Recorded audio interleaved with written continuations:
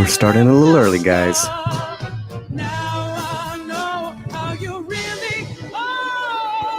Sing it, girl.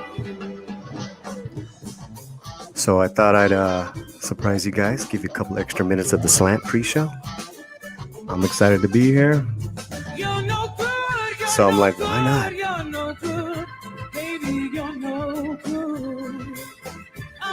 Let me know how the audio is doing. Let me know how you guys are doing. So, this first video, we got, it's a cover of the Linda Ronstadt, You're No Good. It's a tribute to her. It's a tribute performance by this all-star band. My buddy's on drums, his name's Bugs. But look at this woman. This is Marisol from the band La Santa Cecilia. She is amazing. Yeah, this really is a cover. That's right, buddy.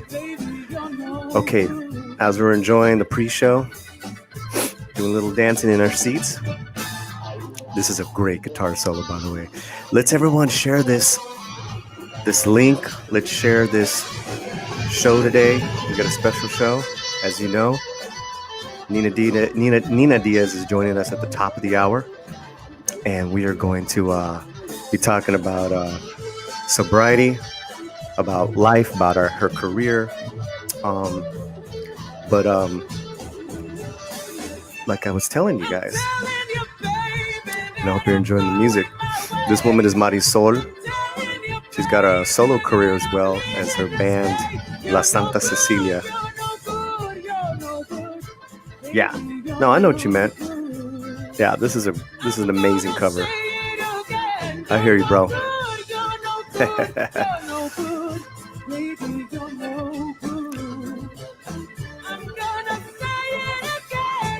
There's Bugs.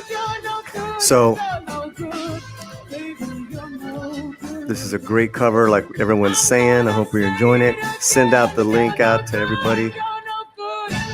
I got another ooh, there she goes. There she goes. Yeah. I love Marisol. She's an amazing singer. Hail to the band. Yeah, I hope everyone's doing good. We're rocking and rolling on the pre-show. This is the pre-show. I have another great song for you guys. Let's get that going.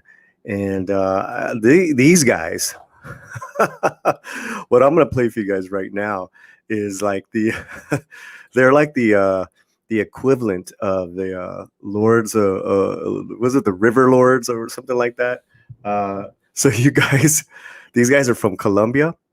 Y'all need to check this out. This is Cimarron.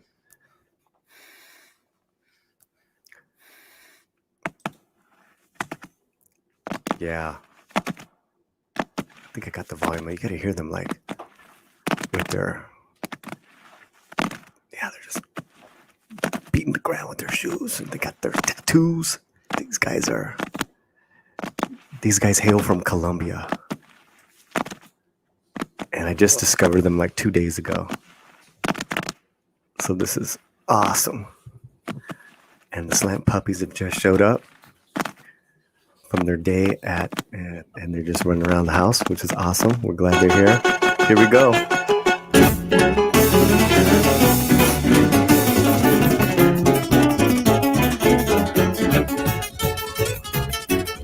I mean, to say that these guys are great musicians, understatement. This is like a full jazz and impromptu of Colombian folk tunes.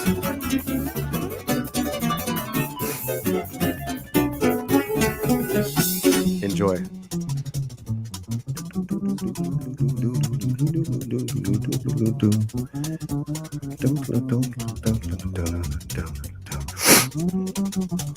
I mean, how crazy is this song?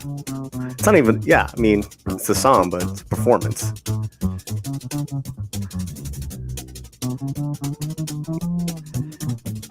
And earlier, M. Dastardly had said, hello, evening, everyone. Evening, brother. please spread the word. Let's get people in here. Let's get talking about today's show.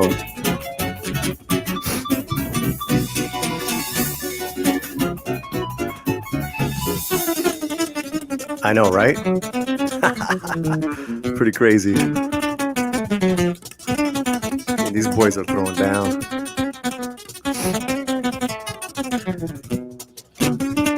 Yeah, these guys hail from Colombia with, I think it's called the Rincon River Plains. Yeah, live from the Orinoco River Plains. So I don't know if they're trying to go for that whole Lord of the River. But hey, they're very, very striking looking, you know, like get your attention. Crazy.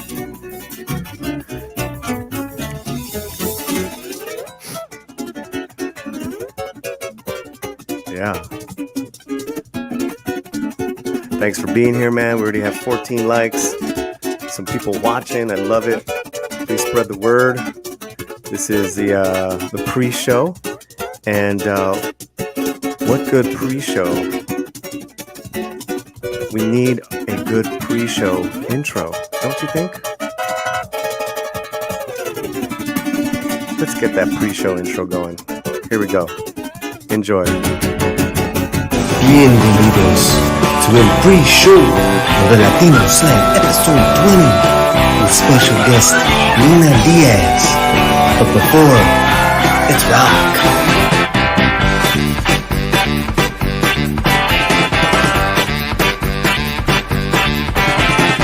Esclavo de noche, nos habla con voces, nos hablan sus manos. Noche tras noche, noche tras noche, carros con carros, cuatro en los charros, la cruz en sus brazos. Girl in a Coma that Nina was the lead singer for so many years. You know, it was a family thing. It was a family affair. They started when Nina was 13 years old. So, and now she's been solo. Pretty cool stuff. Let's say hello to also now to Butterflies. Hello, want to stop by and say hi. Hi. Hola. Hope all is well. Did I get bumped off? I think I did.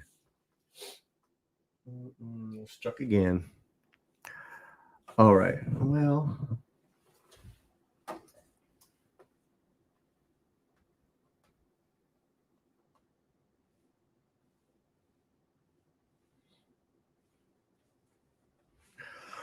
we'll see if we have life, if they let us back in. Let's keep on stream elevator stop by policy violations. You know, I am a policy violator. We'll see. Let's see. Everyone, let's see if it pops back up. Yeah.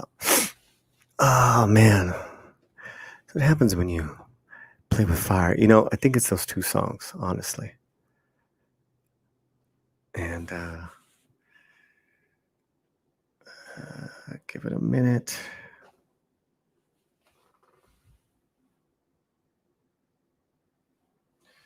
Stream suspended. Give it a minute.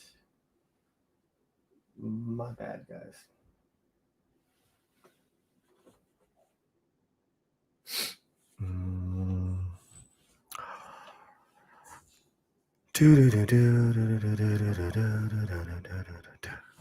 Hi, baby. Okay, let's get back on here. Oh man, come on. Yeah. Okay, we're back. Hit me up in the chat. Let me know that you can see me and that we're back.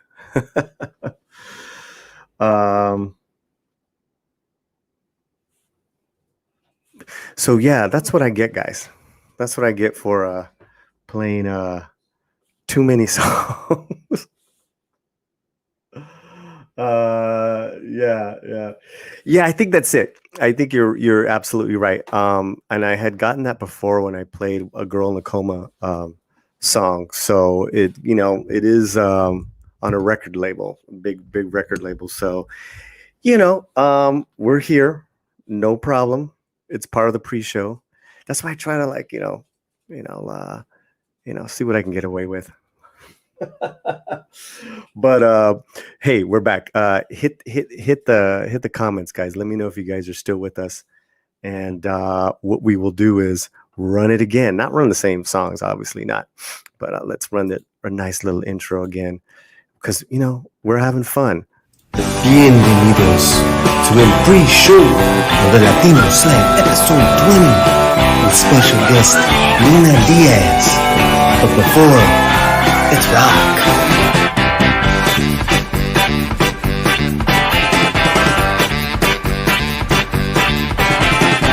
Esclavo de noche, nos habla con golpe, nos hablan sus manos. Noche tras noche, noche tras noche, Carlos con Carlos, muerto en los charros. La cruz en sus brazos.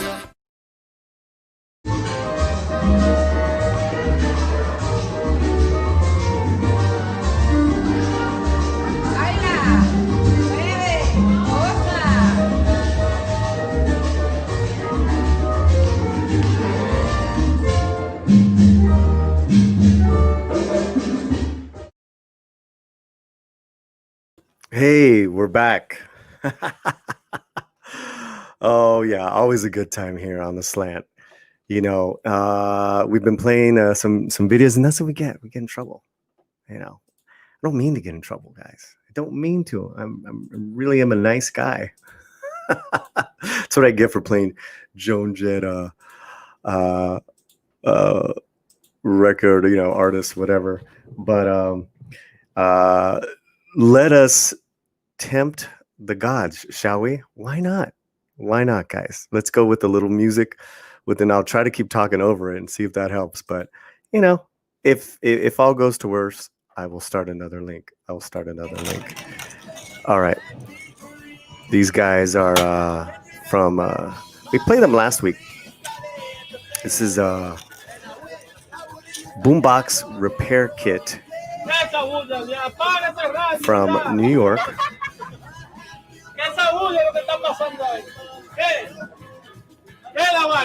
Hey, Buck. What's happening, Buck? Just a little pre-show music here. Who's ready to dance? Who's ready to get down? Yeah, baby. Come on now. Okay. Let's get these tips going. All right, what's going on is that if we get a $1 tip, it's $2. If you put in 2, it's 4. Put in 5, it's 10. We have a $500 match.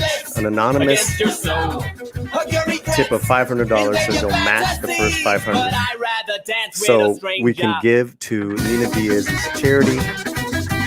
It is the Children's Bereavement Center of South Texas. So if you get us a tip, we get to double it. We get to join in the cause there.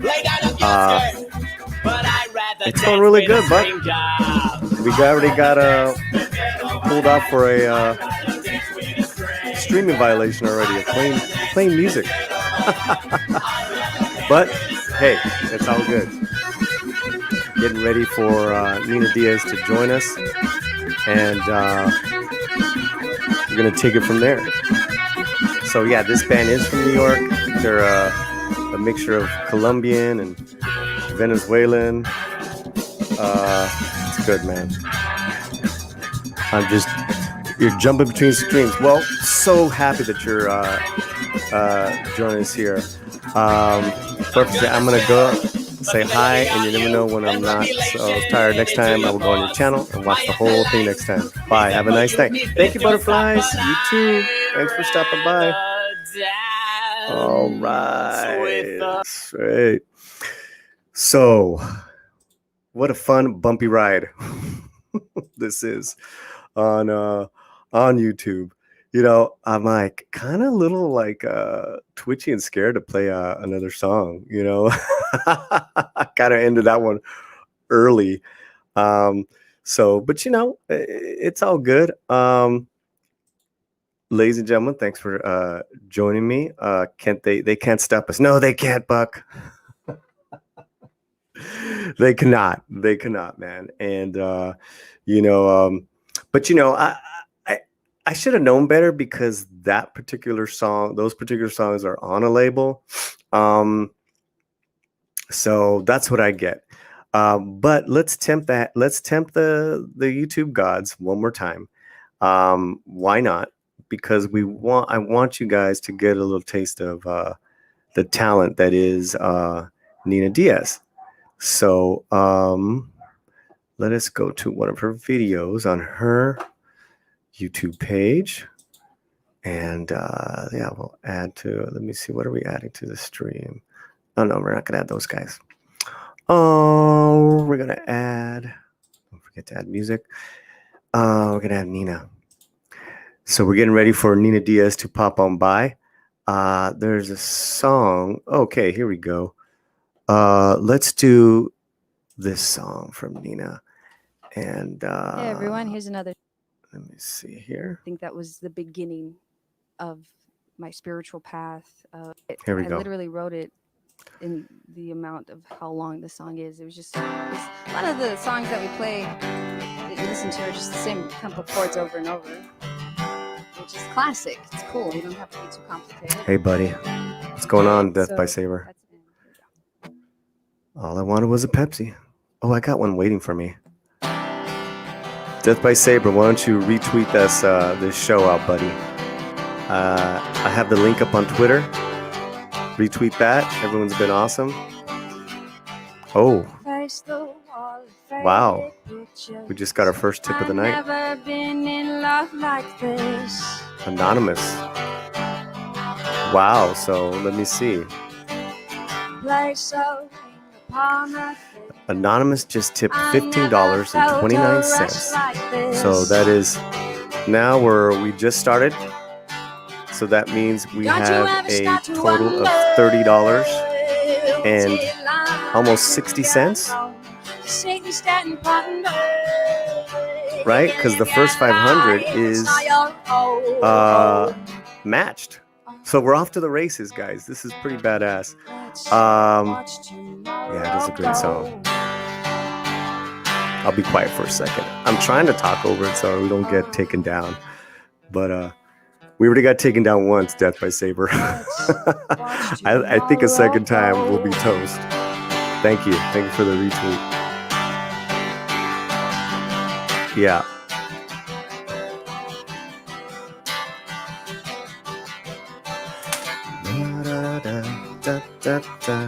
Hope everyone is having a great time. Thanks for joining us. We know there's a lot of different streams and shows that you can pick from, and we're glad that you are joining us for our show. You were never one to fake it. I never felt a last like this, quite like this. Don't you ever start to wonder what's it like to be alone? To sit and stare and ponder. Oh man, don't be sorry at all, dude. Thank you so much, dude. You're the best, man. Kicking it off, man, and getting our tips going. That's so badass.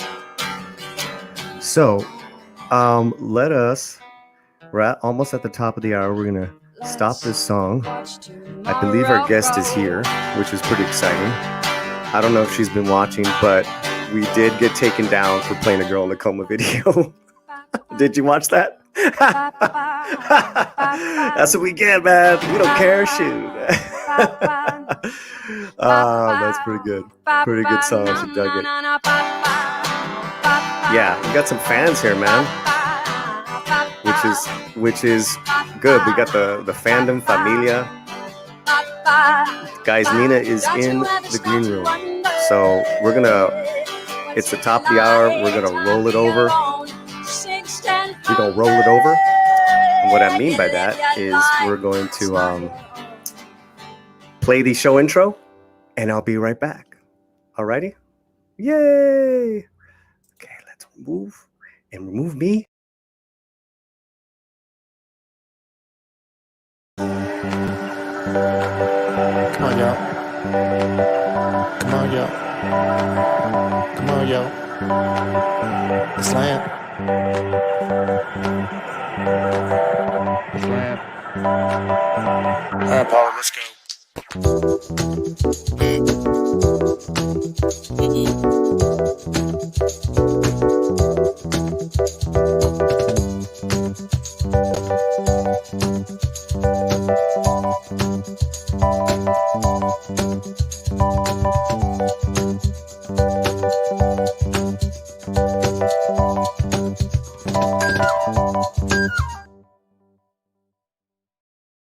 Welcome back to the official start of the Latino Slant. My name is Polly, and we've had a pretty fun half hour.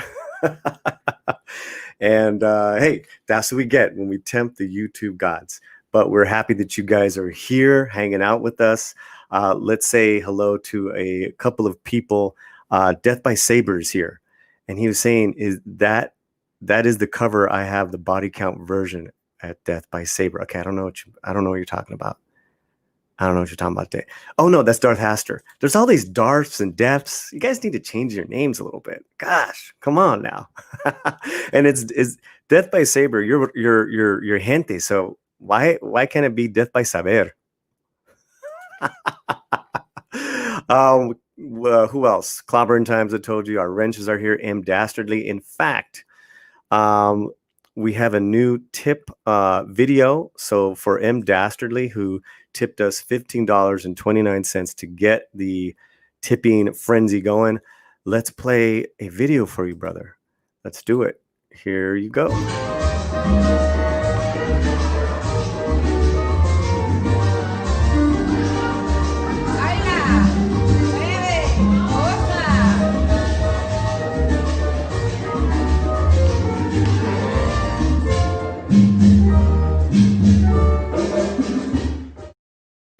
I love that video. I love that video. I just saw it a few days ago, and I just totally snagged it off of a friend's Facebook page. I'm like, screw it. This is so cool. It's like, I don't know if you guys noticed, but, obviously it's an older lady, dancing and moving and shaking in Cuba. At least that's what they said she was, but I tend to believe it because she had a big, fat cigar that as she was dancing, she was puffing away as she was dancing. Okay, well, let's not wait any longer and introduce and bring on our guest and start talking and start seeing what's going on. We've been hyping this this show for a while now, and here she is, guys, direct from San Antonio, Texas, Nina Diaz. Hey. Hello. Is that Topo? Of course. Oh, It's Topo Chico is the choice of people that become sober. This is the go-to drink to help you wean off of those other drinks. So, brought to you by Topo Chico. I'm not sponsored. I would love to be sponsored by Topo Chico. I'm not. Did you hear me? Can you hear me? Oh yeah. Okay. Oh, yeah. I just want to make sure I wasn't like with having issues with. Okay. Cool. No. I'm like amazed of what you just said, because in my fridge I have one of those bottles, and it's in this this Yeti cup, because you are so right. Especially those first 6 months, I was just hurting. Yeah. It's the carbonation, that feeling. Mm-hmm. We stumbled upon it actually it's a festival that Girl Nakoma played, and I think because me, Jen, and Fanny have all attempted to be sober at different times in our lives, and I think Jen was like on her first kick of sobriety at that time, and there was a bunch of Topo Chicos, and she's like, oh, this is awesome. And then when I became sober, I got on that trip too. So yeah, Topo Chico, for those of you that are diving into your sober. I look at the chat like I'm looking at their eyes. Those of you over there, you're going into your sober your path. Carbonation, Topo Chico is awesome. Mm-hmm. Yeah. You got some fans already saying hello, which awesome. Is really hey nice. Everybody, I love the names. I mean, I have my moon in Scorpio, so I mean my rising is Scorpio, and I'm into the dark side, so I like all the names here, the death and Darth and all of that. Yes, I like it. I'm into it. I dig it. Hi everybody. Well, Dr. Anonymous colleague says, "Whoop, San Antonio represent." I love all these anonymous people too. I love like no one has a real name. It's like I should have picked something different. What if that is their name? What if their name is anonymous? Like anonymous. Right. That would be awesome to be named anonymous. It's like, no, that's my real name. It's anonymous. Yeah. Well, that's our last name, with our program. So yeah, exactly. Oh my God, full circle. That's amazing. I got you, girl. Isn't that amazing? Wow. For real. That's perfect. That's perfect. It is. Thank you for joining us, man. Thank you for asking me. This is going to be a good time. And let's really quickly, everyone saying hello to you, Buck Jackson. Hello. Death by Saber. Death by Saber is a really funny guy. He's a little out of control, but but aren't we all? We're all a little out of control. Okay. Hey, Nina. It's okay. It's all right. It's all right. A nona mus. I like that. Aye nona mus. Aye nona mus. Perfect. Told you, man. Told you. Perfect. I actually, okay. Let's just say right now, guys. I'm agreeing with. I was agreeing with you right away. Like, yes. Let's just say it. Like, I know what you're gonna say. Yeah. Let's just start right now with saying that. To this. Please tip, guys. And if even if it's $1, it's gonna be $2. If it's 2, it's 4, so on and so forth. Because we got an anonymous donation last night for $500, and they said, "I'm gonna match it." Right? That's awesome. It's like, let's give Nina $1,000 to give to the Bereavement Center. So we will remind you about every 10 minutes. Like we'll put it back up, and our wrenches in the chat. So the wrenches in the chat, Nina, are kind of like our greeters in the chat. You give I give them the moderator capacity, so they're able to put links in. They're able to cancel people out if they're acting all crazy. Nice. But we have a really wonderful crew, and group of people. So that's awesome. Because how long have you been doing Latino Slant? How long has it been? How long? I just started my Spanish lessons. Remember I mentioned that the last interview of and it's been 2 weeks now, and it's so humbling and vulnerable. And my teacher's awesome because she's so patient, because I'm like, porque, and you're learning a new language, even though it's in our blood. It's like, dang, this is really humbling, and because you want to communicate so much, but I don't know how to say it yet. But it's so any chance I can get to Latino Slant. A practicar. Sí, yes. How long have y'all been doing it? How long have y'all been doing this? You know what? Officially since April, because when COVID first hit in LA, I was training people in martial arts, so a lot of that went away, a lot of that business. Oh dang, that's cool. And so just like with you, I had to be creative, and so I got a lot of my clients to go virtual with me, but I was still at home a lot. You trained them. This is my martial arts. Is that it? You were doing this with them through that's awesome. That's awesome. This is the international sign for martial arts. In case y'all didn't know. The international one is the Daniel San.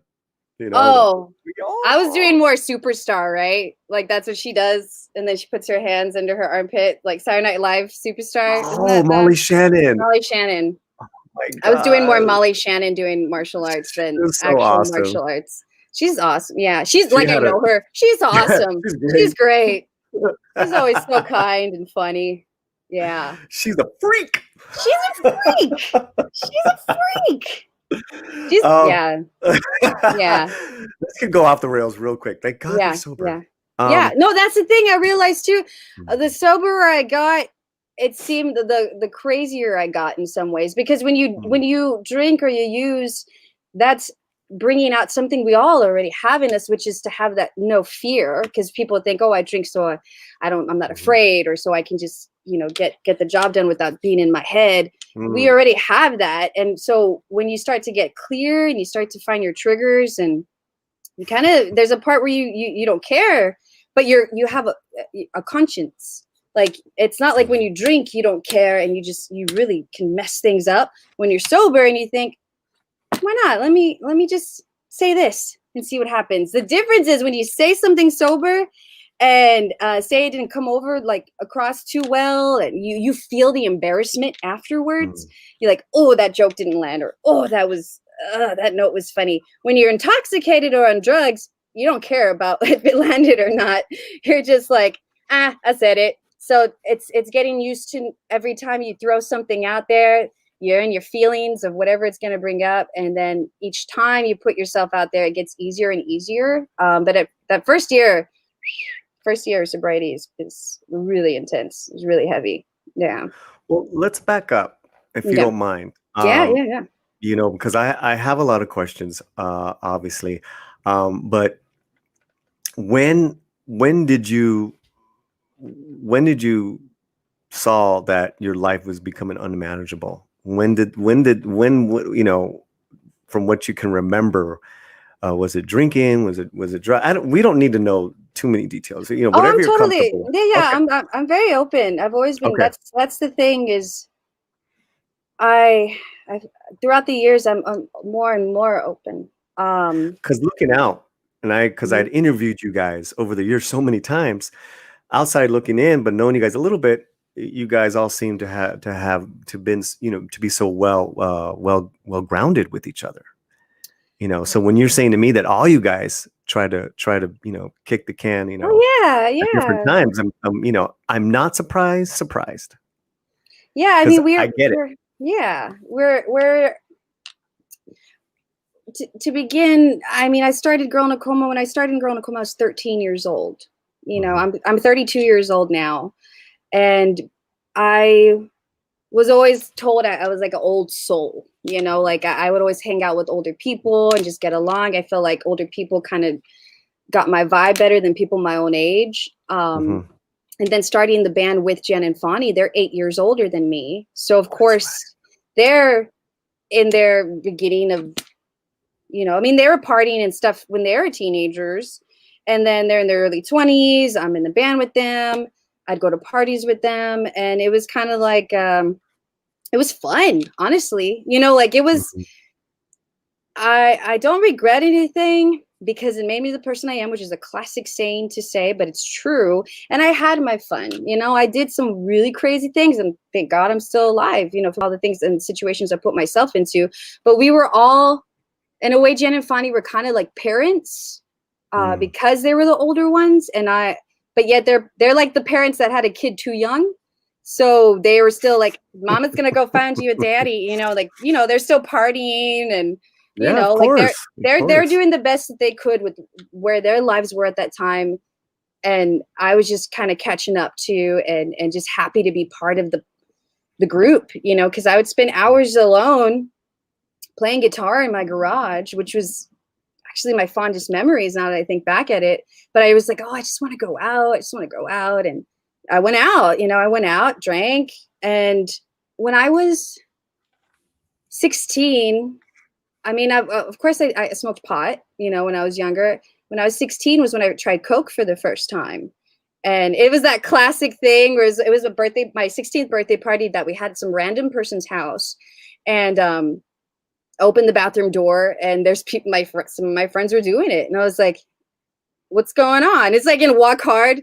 What do you don't want none of this cocaine. it makes all your problems go away. Like, it was like, well, I want to try it. And I tried it, and I just already have a addictive personality. I think a lot of artists do. Well, anything you do in the arts. And so from there, I kind of went on my own path in this kind of really in the dark side. Because a lot of the people I looked up to used, there was, of course, Kurt Cobain, Janis Joplin, and you don't really pay attention to the end of their story. You just look at the beginning and the middle when they're having fun and they're doing drugs. But then it's like, no, check out what happened later. Like, I never really looked at that. So I was just in my own world, and Jen and Fonnie were figuring stuff out too. And there's a lot of things that clashed at a certain point, because energy is real. And when people are in certain parts in their journey, it doesn't mean that anybody's better than anybody else. It just means that things get like completely off. And when I started to notice that there was a problem was when I was really in my early 20s is when things got really, really intense, where I was searching to just get numb.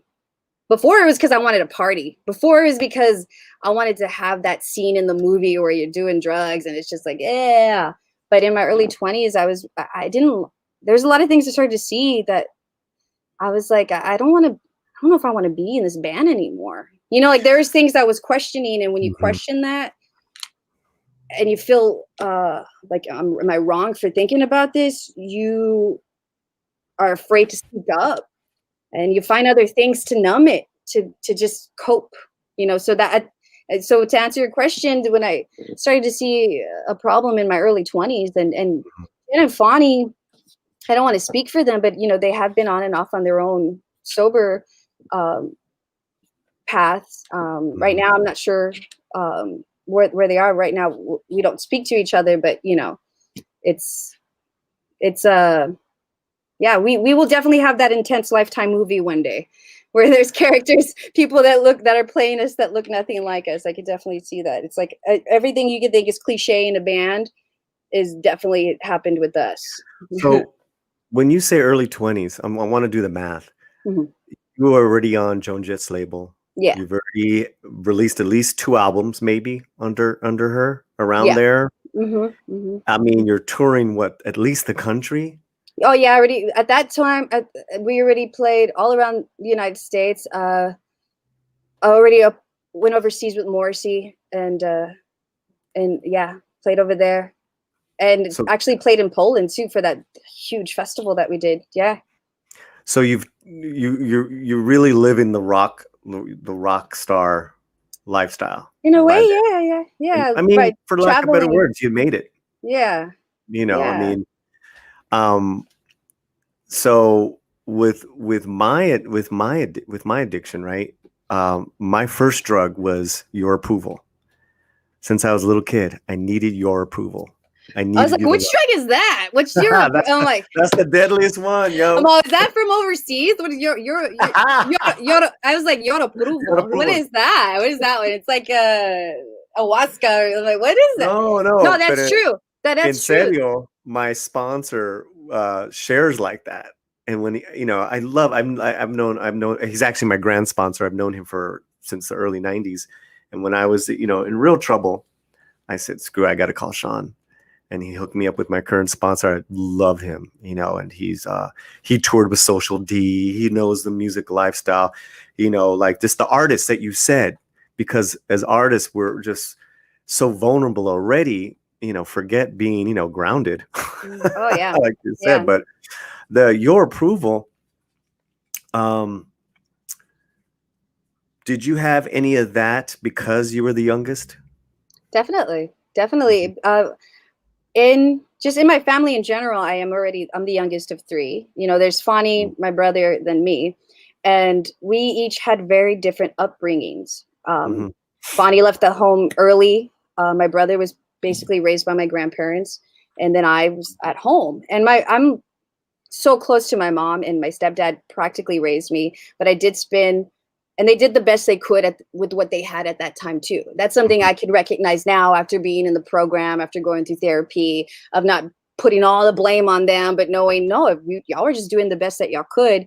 I was already just a super emotional, artistic child and very empathic.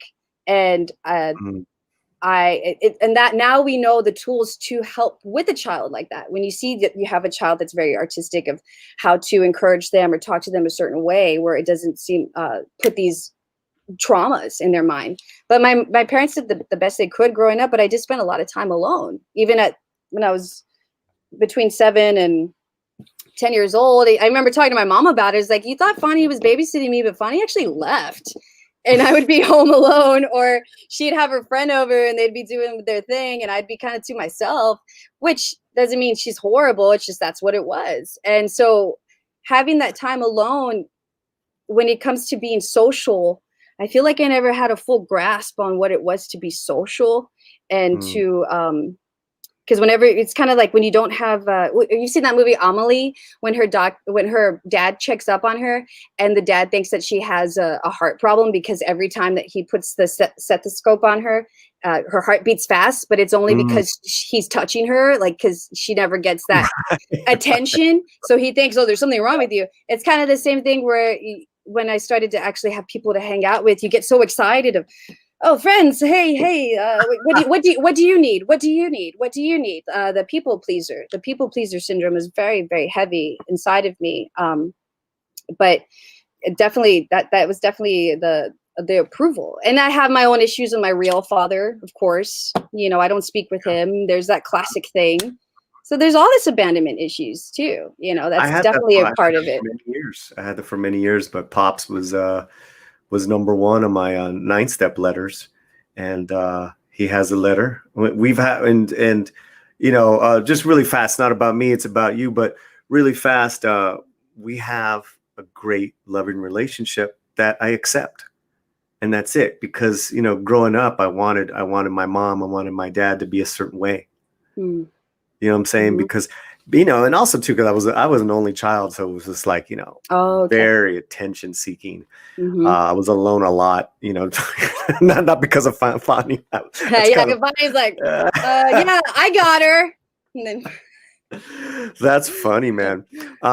So before I get to my next question, we have gotten some tips, and that is badass, and we have some questions. But let us play. Let us play a tip for you guys. A tip video. Here we go. I got 3 of them. Nina, Fonny. It's okay. My grandpa, mi abuelo. He used to say. He used to go, Nikki, Fonny, you. He named all Maria. Why do parents do that? Fonny, you. Like by the end of all of the name, you're just you. Why do they do that? My mom, because I have a little sister now, right? And she'll say, Rita, Paul. I'm like, what, really? Really? It's true. All right, let's play a tip here for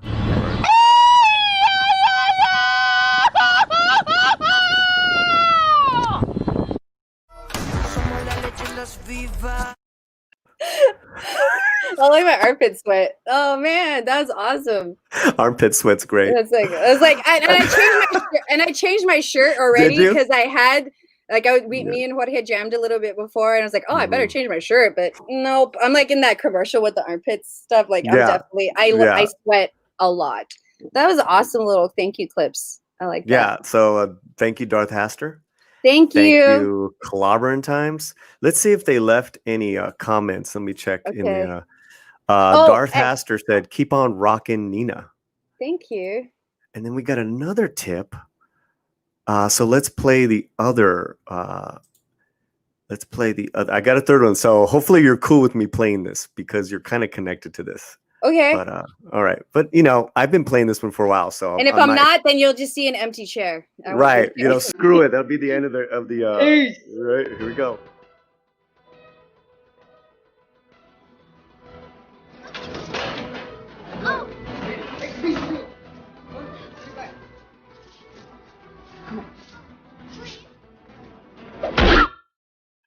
Gotta smack that guitar. I understand why you thought it, because me and Antonio Banderas, we used to go out That's why you're like, yes.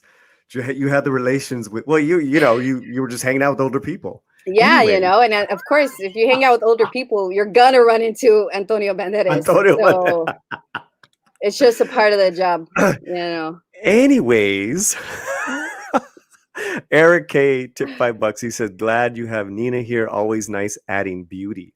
Oh, that's cool, Eric. Eric also said, what did he say? He said something about your beauty, and there's nothing wrong with let me see his essay. Do not tell anyone. Nina has a pretty face, pretty eyes, and nice smile. Sorry, not being toxic. No, that's really sweet. I've learned. How is that toxic? Come on, Eric. Yeah, if you're talking about like I've gotten some messages before where I'm like, dang, that's dirty. Well, how dare you? How dare you? I mean, for you to say that too. For you to say that. I know.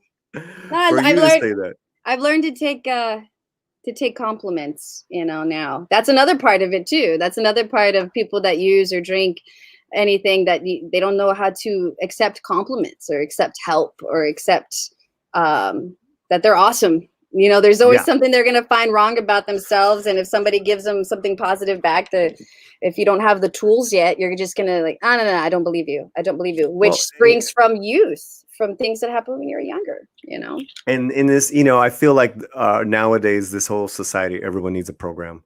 Everyone's too offended, to this, to that. The steps are just awesome to do with whether it's you have a drinking problem or not.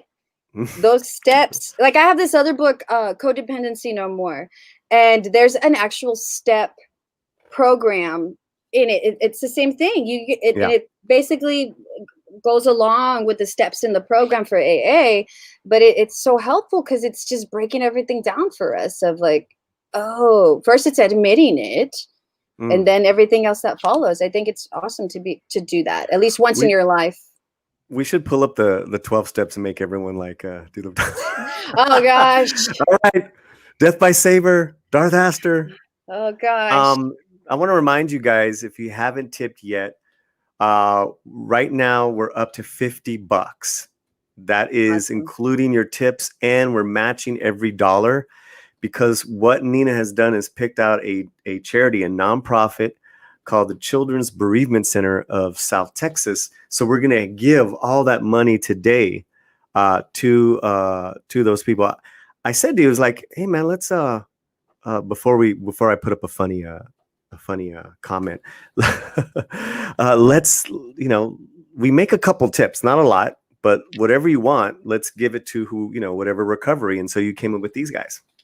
Yeah, I think because how we're talking about when we were younger, that's where it begins. And with this program, with this nonprofit organization, how they help children and families that lose somebody, because when you get to the core of that grief, it can help you. It can help you later, because if you don't have any help with that, then that's when you find other ways to cope when you're older, with whether it be drugs or suicide.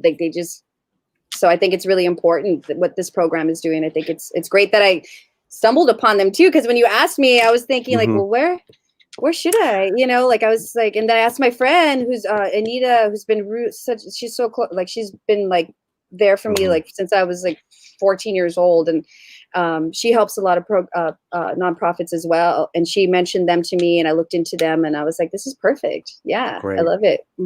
I know. I was like, okay, she's gonna like say, oh man, there's a recovery, there's the AA local down the street, give it to them, and I would have been totally cool with that. Well, the thing is, honestly, I haven't been to a meeting in a good minute, because even because my sponsor moved a couple years back. It's still in Texas, but when she moved, I kind of stopped going to the meetings, and I started to dive deeper into my spirituality. I think that's just kind of that's just kind of the person I am with some things. Like when I got my GED, I went to just get a couple of the classes to see what do I have to study. Okay, cool. And then I went home and like studied on my own. But with the program, let's cut to this. Eventually, I would like to make a program here in San Antonio that is geared more towards youth recovery, that are between because there's not a lot of places like that here in San Antonio that is specifically for youth. Because when you're younger and you go to places where there's like 30 or like 40-year-olds in there, you can kind of feel like a little out of it. So old timers. Yeah, and not to say like they're awesome. Like my group was awesome, you know, but I started to kind of my spirituality and things that I do there took over, and which is what matters most, is that you find something that can help you, number one, stay sober, that can just help you stay grounded and stay true to your higher power. Yeah. So really quick, guys, one more time. If you tip $1, it's $2. If you $2, $4, $5, $10. I mean, we're doubling, guys. We got an awesome donation last night, and they made me swear not to say who it is. Oh, you know who it is. Oh yeah, but I can't say who it is. Yeah. Okay. Yeah, it's pretty wonderful. It's very wonderful, and we're here with the great Nina Diaz, and very talented and just very open. I love it. Thank you so much. Please share this video, guys. We're live. Tweet it, bleed it, whatever. Bleed it, bleed it. Tweet it, bleed it, need it. Done. Done. Oh my God. Before we got there's a couple of nice program stuff here, but let's have a comedic moment, and Oh, this is all a comedic. We're always comedic. Armpit smell and if bleed it isn't comedic, I don't know what is. I don't know. Well, maybe your armpit smell. Oh yeah, I want to. Look and at foot smell from a woman is ooh la la nice. Okay, Death. See that I told you Death by Saber is a character. Ooh la la nice. I like that. No, it's a ooh la la nice. Well, because he's also a homie. Like he's a homie, so he's like, let me try to impersonate him. Yeah. Armpit smell and foot smell from a woman is ooh la la. I don't know, kind of creepy. Oh, sorry. I thought he leaves a long pause till he said nice. I thought you were gonna say the whole thing. I missed that. Okay. Nice. That's Borat. Nice. Not. Ooh la la. Nice. I like that. That's good. He did wanted to know if you were your music influences, and of course, Morrissey and Girl in a Coma. He brought up the Smiths and Girl in a Coma. Oh yeah, definitely. The Smiths and Morrissey are a huge part of me finding, and Girl in a Coma finding, our sound. And we had the pleasure of being able to actually tour and open up for him, and to work with Boz Boer, who is his musical, his guitar player, musical director. And then I started to stumble down. I mean, before Morrissey, I was listening to Kitty. I was listening to Korn. I was listening to Limp Bizkit. I did it all for the Nookie in my closet without knowing what Nookie was. I did it all for the Nookie. And then my brother's like, you know what that means, right? I'm like, no, but I like it. But then after that, I started listening to Travis and Radiohead and Morrissey and Jeff Buckley. And of course, Jen and Fonnie were a big part of that. They showed me a lot of different bands. And my brother also showed me this other side of music. And then I started to kind of dive down my own world of things. Bjork, Billie Holiday. I mean, there's so much. I love a lot of new wave music as well. Depeche Mode, Sparks. Sparks. God, I haven't heard that name in a while. They're Ants in My Pants. Awesome. Yeah. They were very what always freaked me out though is that one of the brothers had that little Hitler mustache. Yeah. Hey, it's all right. For the art. It's for the art. For that. Yeah, we'll be a Yahtzee. Yeah, for that. Just for that. As we're talking, we're getting so close to that edge. It's like no. Let's intervention. Let's back up a little bit. Yeah, Intervention. That show, Intervention. Dude, Dang. that show. Dang, that Dr. show. Anonymous colleague, good for you, girl. It's important to share your story. I have never been in a program, but I do attend DBT counseling sessions, and they are life-changing. What's DBT? You could benefit so much if they start including coping skills in 12 through K. Absolutely. What is DBT? Is that some sort of substance abuse there, Dr. Anonymous? Let us know. But I'm not sounding it out. Right. DBT. Yeah. Excellent ideas, Nina. Need to go into research. You are correct. They have nothing like that in San Antonio. Yeah, I'd love to. That's something I've talked about for a long time, because I'm very happy when people reach out to me when they're either beginning their sober path or they have a younger sibling. That is, they're like, I know you've shared about what you've gone through. Could you maybe talk to and I actually have talked to a couple of them. A lot of people think that my career speaks very high, and I'm very proud of the things I've done. But I'm very, like, when people are like, oh, I'm sure you're really busy, and I'm just like flipping through Netflix and like, I'm actually not that busy right now. Picking your butt. Yeah, I'm just like with a yo-yo, just I'm cool. Like I there's spurts of when things get busy, but I'm not. I'm very reachable. Like, I am here, I'm the one that answers my own messages in my Instagram and Facebook. I'm the one that's doing all of that. There's not anybody doing that for me. It's me.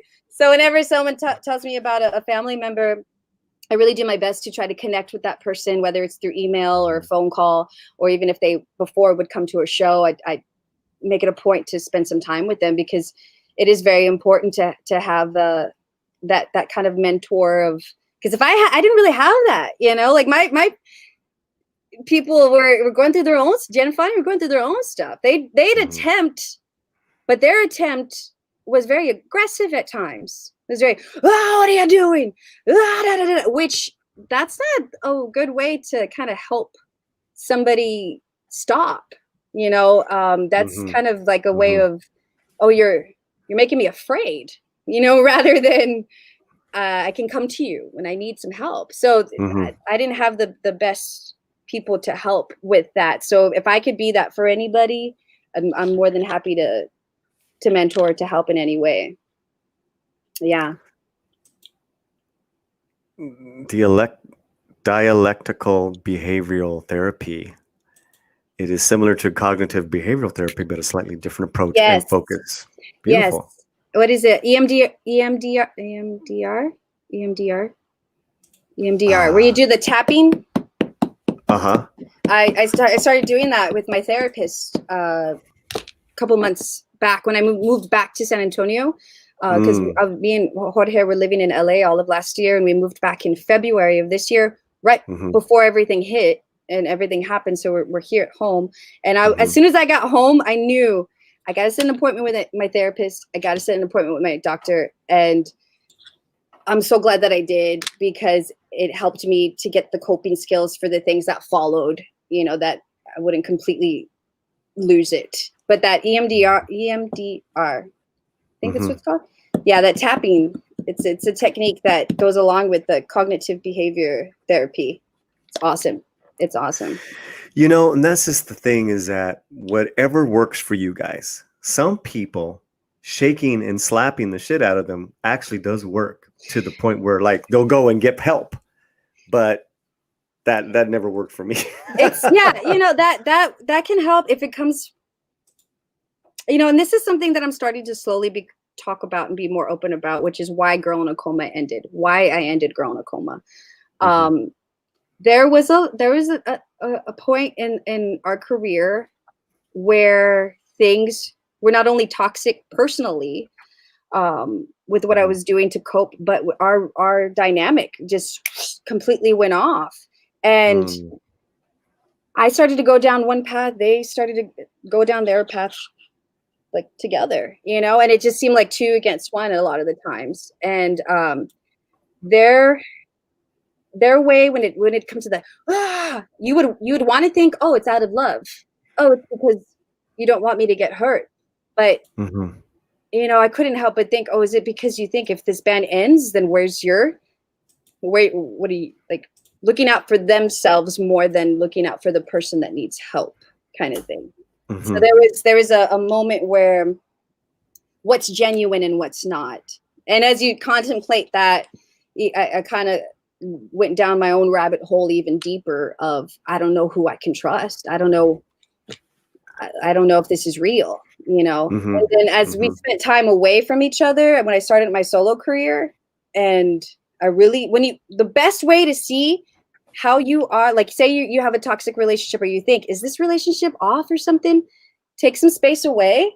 And then when you come back, if you feel very anxious and very like, oh God, has this person always been like this? Then that means that maybe there was something in the relationship before you left that was causing you to find ways to cope because you couldn't be your genuine self, because you were changing, because we change all the time as people. That's what we're going to do. We evolve.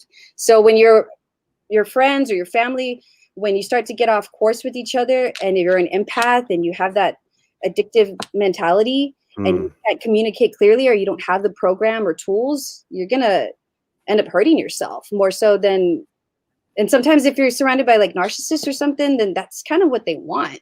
So the best thing to do is to take some time away and you come back. And when I took some time away and came back, I was like, oh, we don't click anymore. It's one thing with the music, but it's very important to me to not only have a connection on the stage, but also off the stage. That's just.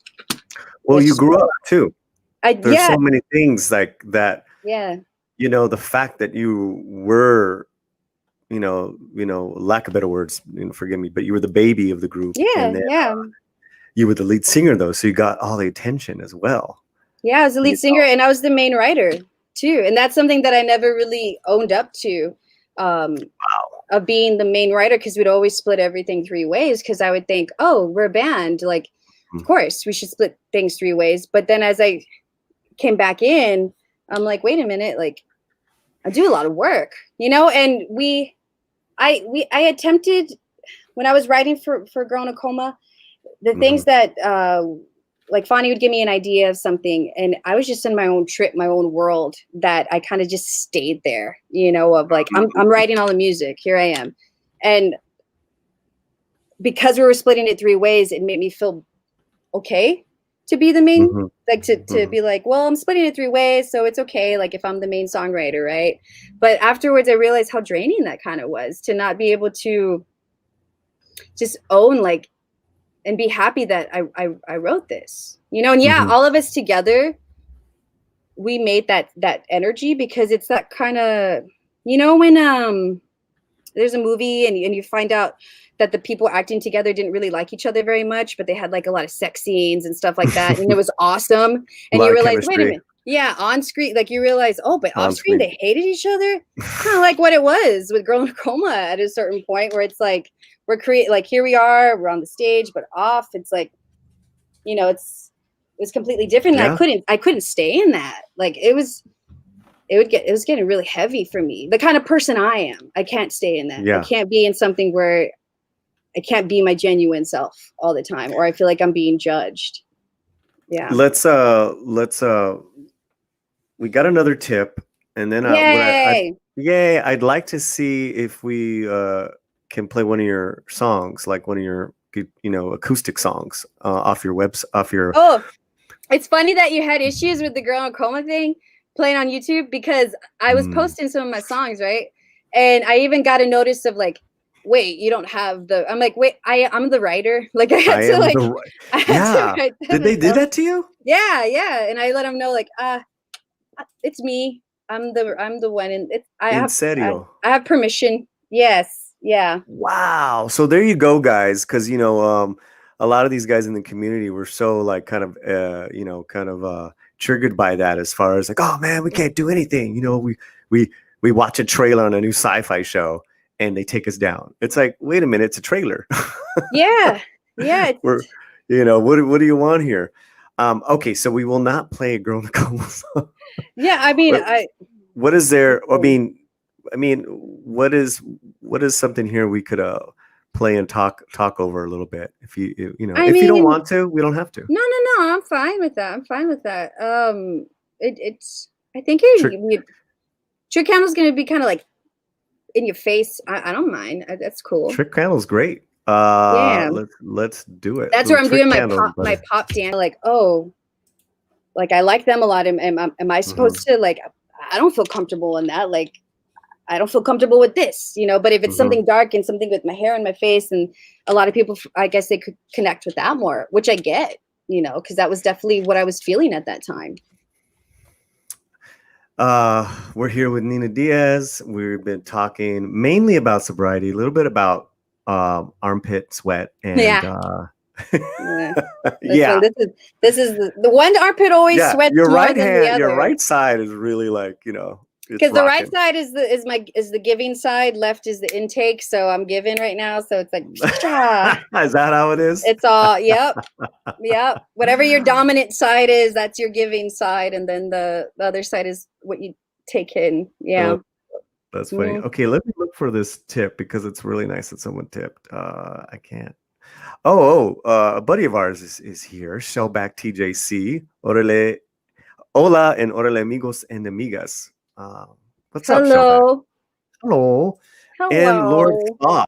Lord Thoth is here. He tipped us $2. That means it's $4, guys. So nice. So now now you know all 3 tip videos. Which one do you want? You want the Cuban lady, you want the toothless man, or you want the guitar? I like the toothless man. Here we go.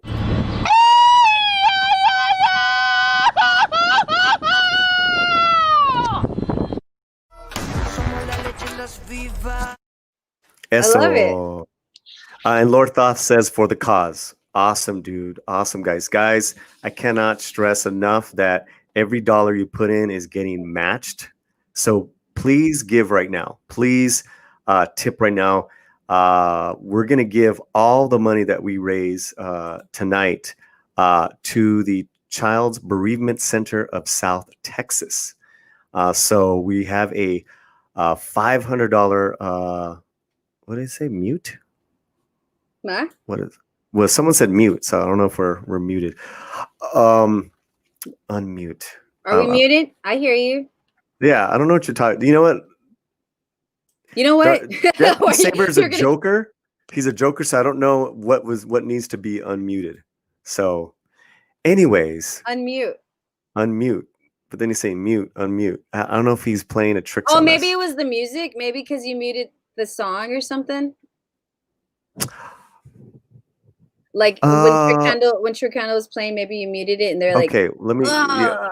Okay, all right. Let's remove. Okay, so let's see now. Let's play that one more time.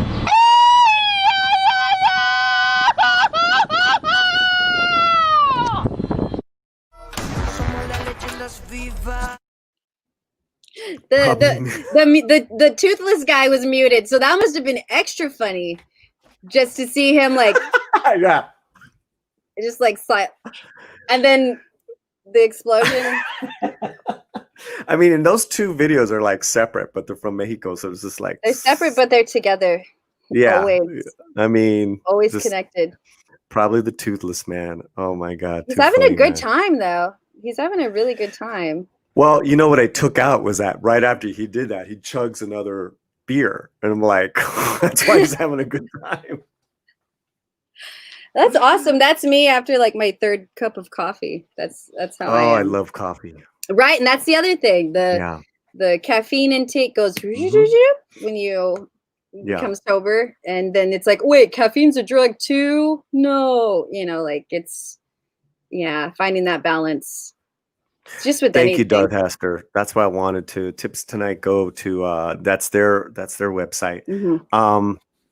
All the tips, guys, and I think we're up around $60, but we can do better than this. All right. I know there's a lot of people in here that can cough up $1.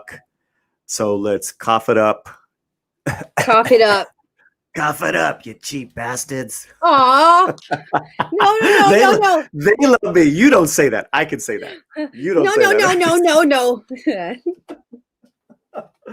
Oh, man. Nice.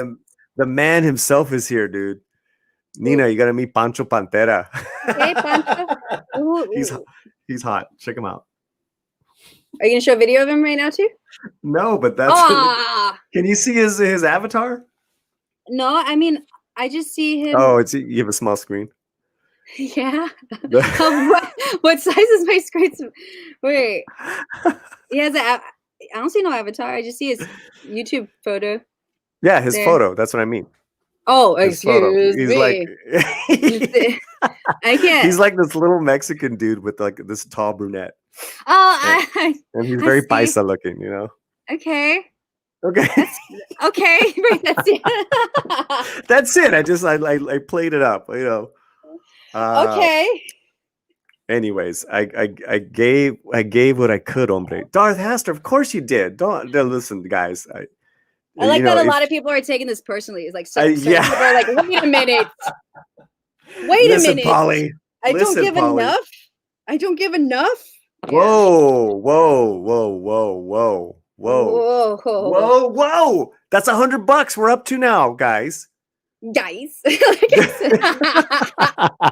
not like Fred Savage and Little Monsters at the end. We're going home, you guys. You remember that movie? Dude, look at this. Now we're up to like 110. 110. Yes. I dropped out of high school. I don't know math. Now I'm trying to learn Spanish now. My brain can only take one thing at a time. Oh my God. The math had to just leave while Spanish. Okay, so space. That means we get to play two. That means we get to keep playing these awful tip videos. Awesome. What do you want? Awesome. Which one do you like? You know which one I like. La mismo? The toothless dude.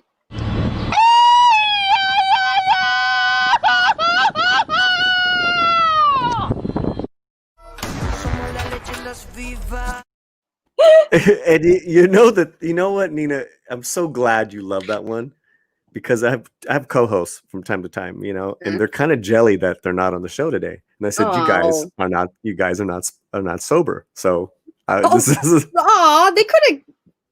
No, man, no. Because they'll start asking about, don't you feel weird when you go to a party and like? Don't you feel like it's like, what do you mean? Like you don't drink anything? Like, so how do you have like a good time? So wait, nothing? Like not even a Miller Lite? Like nah. Right. Nah. So like, are you cured? I mean, cured? Are you cured? Yeah, I love my co-hosts. I love my co-hosts. I love them, but they hate that video. That's what I was trying to tell you. Oh, yeah. And why do they hate it though? Do you know why? I don't know. They probably think it's like, a stereotype. And I'm like, he's having a good I see it as he's having a good time. I see it as I'm not laughing at him. I'm laughing at his joy. I'm not laughing at his joy. I don't know why I said I'm not laughing at him. I'm laughing at his joy. I'm laughing at it's a good feeling laugh of like, he's having a good time. He's having a real good time.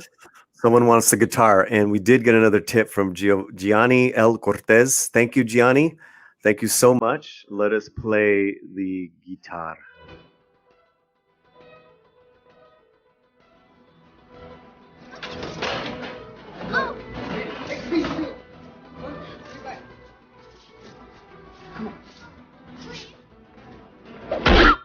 Smack it up.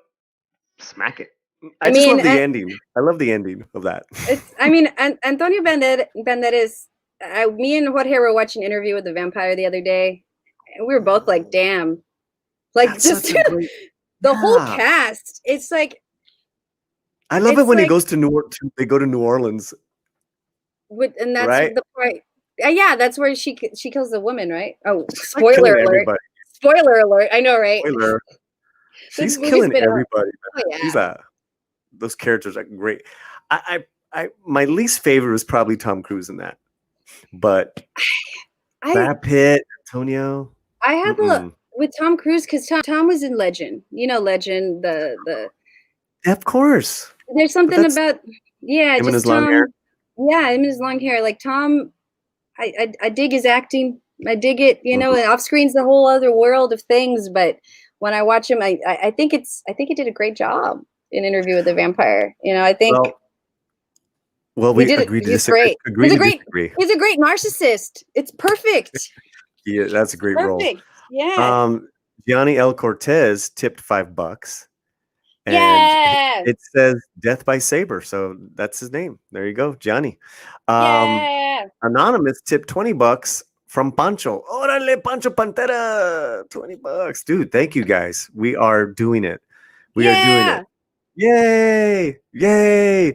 If you're just joining us, we're here with singer-songwriter and sober lady, Nina Diaz. We're actually having, this is, my thing is, me and you could probably talk for hours about our sobriety, but should we in front of this crowd? Is it really fair to them? I don't know. Just because it's a thing. I just noticed in general when I start talking about a subject, sometimes I just end up going down these other avenues of things. And I think it's a great starting point, because when you talk about your sobriety, it could just lead down of, well, how did you become sober? Like, why did you become sober? And then it's like, well, X, Y, and Z. And I'm very open more so now about some of the things I've gone through that were part of why I use these coping tools. And there's still a long journey to go. There's still so much more to understand. But, the main thing I've done recently too is, and this is something that I find is, especially in the Latino community, because we're all about family. We're all about, family's family. But even sometimes family can be harmful. That energy. We talk about unconditional love, and then I'm like, there's conditional love sometimes though too. It's like, I love you, but I don't trust you. But I don't, I don't know if what's happening here is genuine. And if you're around that, you don't have to be in a situation, in a position just because they're family. Like you can have space, and it's all right. That doesn't make you a bad person, because that's something that I've had to do with my sister, like with my ex-bandmates. There's just an energy that's like, this isn't healthy for me, just for the temperament I have. I got to step away, and when a lot of Grown Up Coma fans hear that, they're like, what? But it's like, there's things that went down, and this is just my way of trying to heal. Really fast, Lord Thoth has to run. He did donate, and thank you so much, Yay! Lord. He's Canadian. He's in Canada. I mean, we got people from all over the place, which is really amazing. So, muchísimas gracias, Lord. Be well. And then Shellback says, I'm with Nina on the interview with the vampire. Whatever, dude.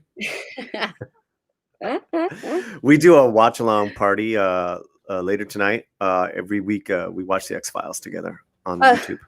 I thought you were going to say interview with the vampire. I was like, oh my God. Every week, that's hardcore.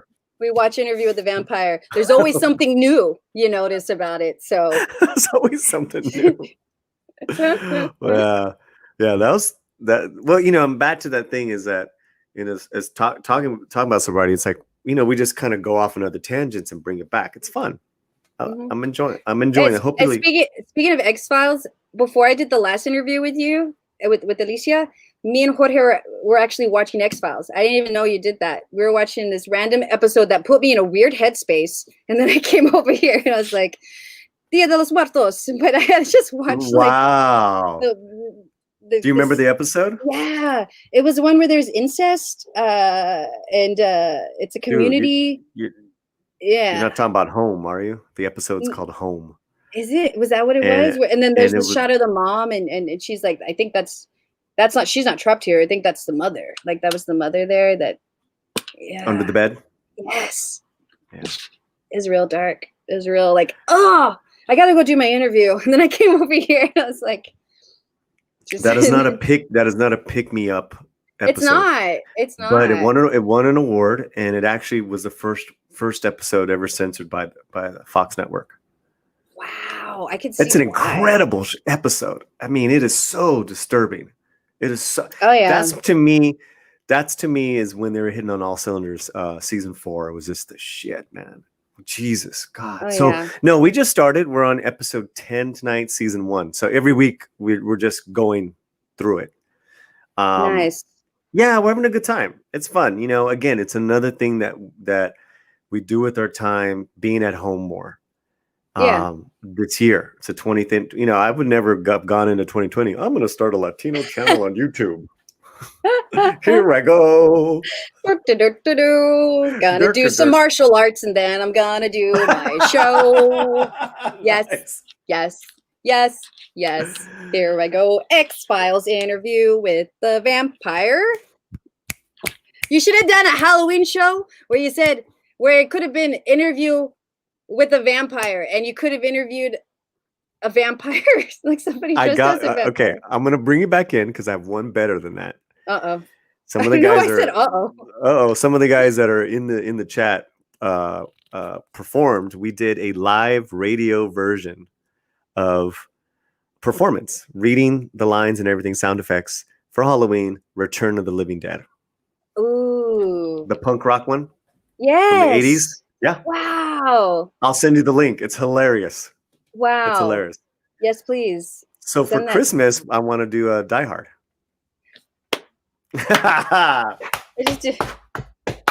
Thank you. Jorge and I watched Die Hard so many times last Christmas when we were living in LA. It was like extra comforting for us to be watching Die Hard while we were out there. It's a good one. It's a good one. So, Jorge.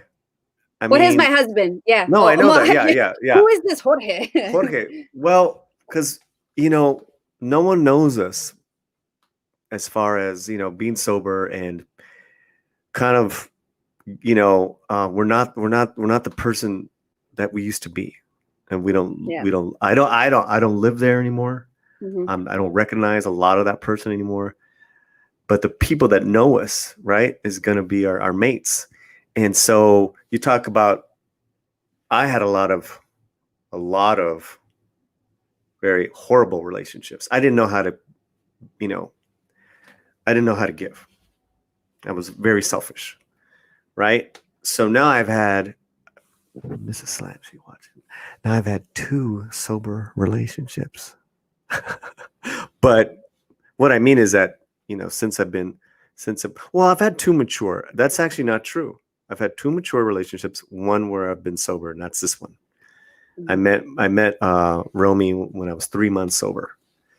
So she's really gone through it with me, but is she, if I may ask, is she sober herself, or is she indulge she's a every normie. now and then? Okay, she's cool. a normie. Yeah, Jorge's a normie as well. He's a lightweight. Yeah. It's funny. I'm like, dude, we were drinking together. The one time I saw him a little buzzed, I was like, what'd you drink?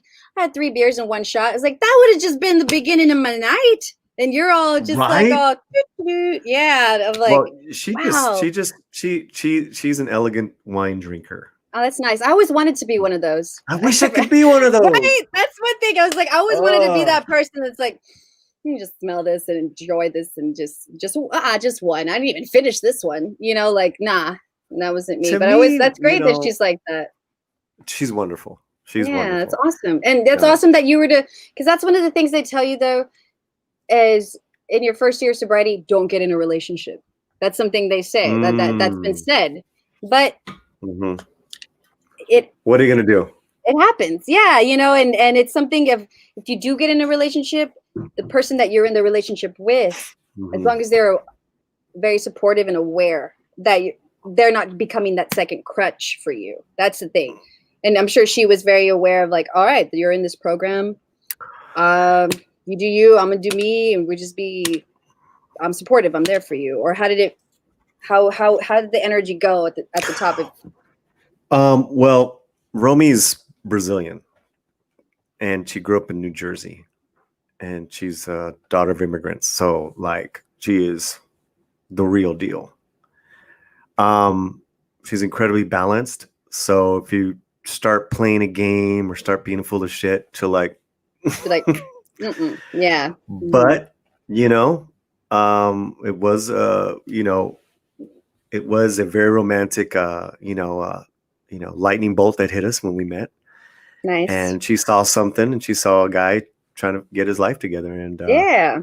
And she stuck by me, right? That's what real people do, real friends. Exactly. Whether that is like, that's when I get real emotional, because I'm just like, I've had so many people turn their back on me, but that's all right. That's, I get it, but mm-hmm. I can't go around, going back to drug or your approval. I can't go back there, man. Exactly. I can't, dude. And, I just turned 50.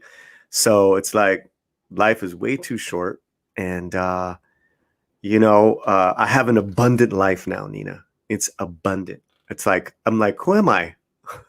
Right? Yeah. You know, like, but you know, it's hard work every day though. Yeah. It's real. Like, you know, I had a moment today and I had to apologize to Miss Slant for acting like a goofball, but I get to do that. Yeah, you know how to apologize now. You know how to. You know what I'm talking about. Genuinely, like Jorge and I, because Jorge, it's the same thing with Jorge. Yeah, tell me about him. So Jorge used to drum, and he still drums for this band called Pop Pistol. It's a local band, and I always knew, like when I started my solo career, he's just an awesome drummer. He was always a sweet guy. He didn't really know me when I was drinking. He'd see me occasionally. And the one thing he remembers me telling him when I was really drunk was, "You're like Oprah," because I guess he was listening to me and like, I meant it in like, I could just talk to you and it's awesome. And I don't know, I just called him Oprah, but that's one incident he remembers when I was drunk, but we never really, he's very stable. He's logic. Correct. You know, which is perfect for the kind of temperament and Romy's that I have. a Scorpio too. Romy's a Scorpion woman. Yeah. That's awesome. I love Scorpios, you know, and Jorge's a Capricorn. He's grounding, you know. I'm Pisces, which is very like, whoa, and he's like, here we go, let's get down to earth, let's get this done. And when I started finding my band members and I got him as my drummer, we were just friends. You know, I had actually just gotten out of a relationship, and he'd give me rides, and you know, just friends. And then we kissed, and then we're dating, you know, and it just kind of happened. And I didn't know that I met my husband. I didn't know that, you know, at the time. I just thought we were just having fun, but he was he's going through his own things as well too, you know, like finding his own independence with other relationships that he had in the past. And here I am too, trying to find myself away from growing a coma and just become my own person. And by the time we got married, we kind of had our first year of marriage, we almost got a divorce. Sure. You know, because I literally went and I filed for divorce because which is such a process, which I'm glad they give you time to think about it, because you know, there, you know, some things about, you know, the state and the way the government runs, some of them do make sense. When I moved, because I was living in Austin when I met Romy, so we did a year, you know, fantasy fun. Then I moved in with her in LA, and you know, I mean, you know, she almost killed me a couple times. Being with everything she's gone through and being a Scorpion woman, of course. You don't. You'd love her. You'd love her. Yeah, she sounds very strong and the perfect temperament for you as well, which is important. I will send you a link, and I'm actually going to talk about it on the show tomorrow. She's an actor. They filmed. You were in the theater scene for a minute in LA. Do you know who Luis Alfaro is, the playwright? Yeah. Yeah. I think he was at one of the fundraisers for About Productions. Yeah. So she played the lead in his Oedipus adaptation, and it's up and running. I mean, she's fantastic. I'll send you the link. Listen, we got another tip. Right. Wow, dude. Woo. We are like, now that's another $40 because every dollar is doubled. We're around $160, $170, guys. Thank you so much. This you call it, Nina. Oh, guitar. Let's do guitar. Oh.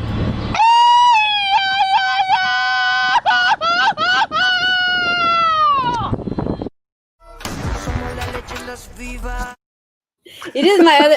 I was like, I'm glad you did him though. I always love him. I love him. He's my favorite. We got a nice crowd watching. Thank you guys so much. We're like past our first hour of talking. It feels like we just warmed up chatting.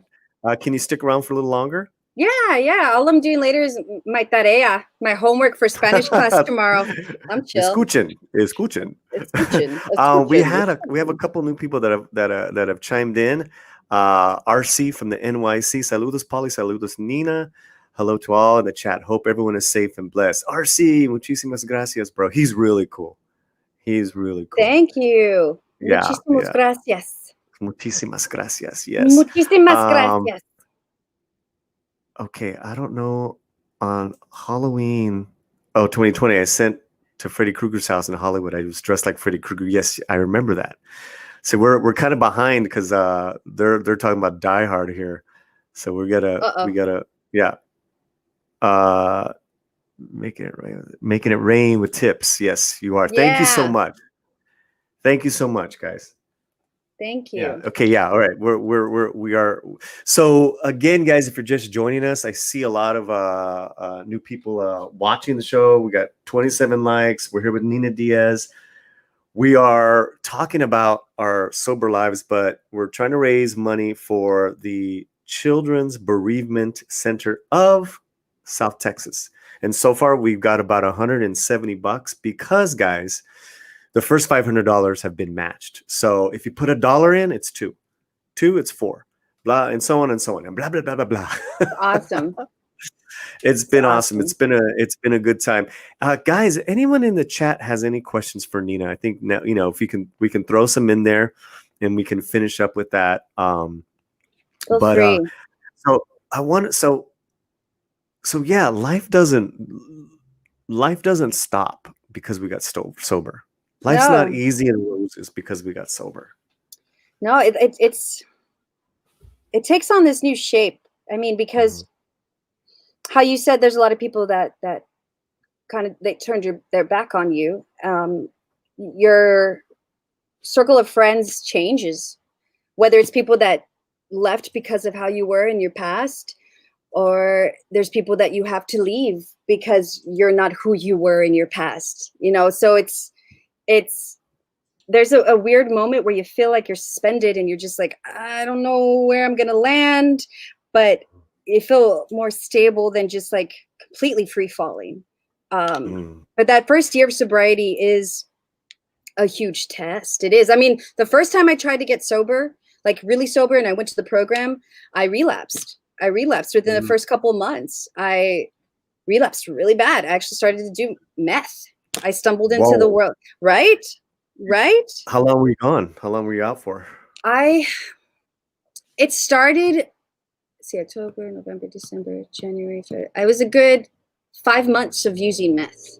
A good strong, hard 5 months of using, because I wasn't drinking, but I was one night looking for Coke because I was having one of those dark moments where I was questioning where I am in my life. And that, again, there's my coping. I just want to get away from this. I don't want to think about this. And I stumbled upon meth, and it was like every weekend, and then every other day, and then every day. It was to the point where my dealer was even like, hey, are you all right? Because when your dealer's asking if you're okay, it's pretty bad, And I got to a point where I had a good friend who, she saw me like that, and she's like, you know what, Nina?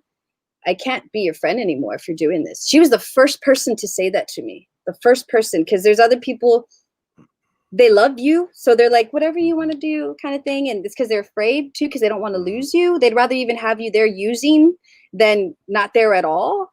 And she was the first person to say, I can't be around you. And after hearing that kind of hit my brain of, whoa, I could lose people? Because I was just thinking, I want to die. I was like, I don't care if I die. Like, there's a point where I didn't even think I'd make it to 32 or 30 in general. And I had a point where I was looking through my phone and I saw my sponsor's number in there again. And I actually called my sponsor, and went back into the program. And I did the classic wrapping whatever I had left in a heart-shaped box, because I had a heart-shaped box. I remember putting what I had left, taping it up, going to the trash and throwing it, and started on my path. And on March 25th, 2013 is officially my sober birthday.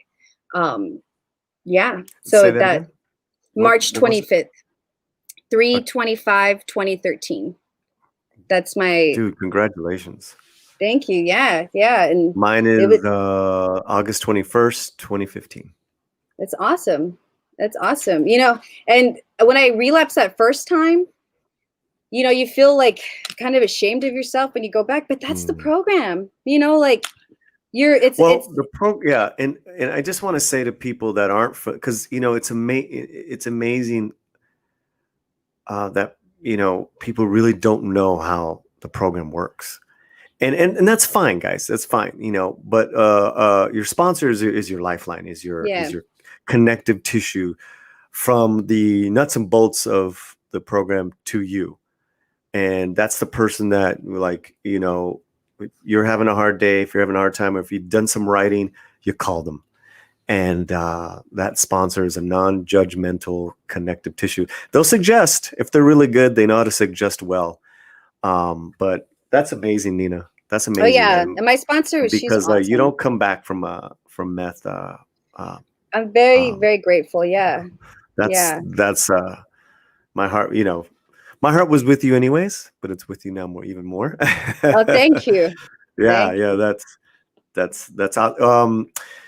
I feel like a radio guy, but now we got a tip. Oh. We'll be back with Nina's story. Talk of her meth. Oh my and goodness! Alcohol days. I think we just jumped over the $200 mark, guys. We're here with Nina Diaz, the wonderful Nina Diaz. I think everyone can agree with us here in the chat rooms and the community. I've been playing her music for the last several weeks. And then, of course, if you guys got to see our Day of the Dead show, she was on it. And that's how it kind of rekindled, reconnecting. Because, I've known Licha, for 20 years. And so, but let's go to the tips anyways. And this is fantastic. Our Dominican brother, RC from the NYC, just tipped $15. Woo! Yeah. That's 30. Noise. Yes. You got to have that in your next song. Oh yeah, my friend Allison, she's an amazing singer. Allison Alonso, she's based here in San Antonio. She's the one that kickstarted the for me and my friend. She's the one that has it on her phone. Like she's DJ all, Dusty and AB Quintanilla. Oh yeah. Okay, let's stop the presses, guys. Stop the presses. Culture Casino has tipped $50. Woo!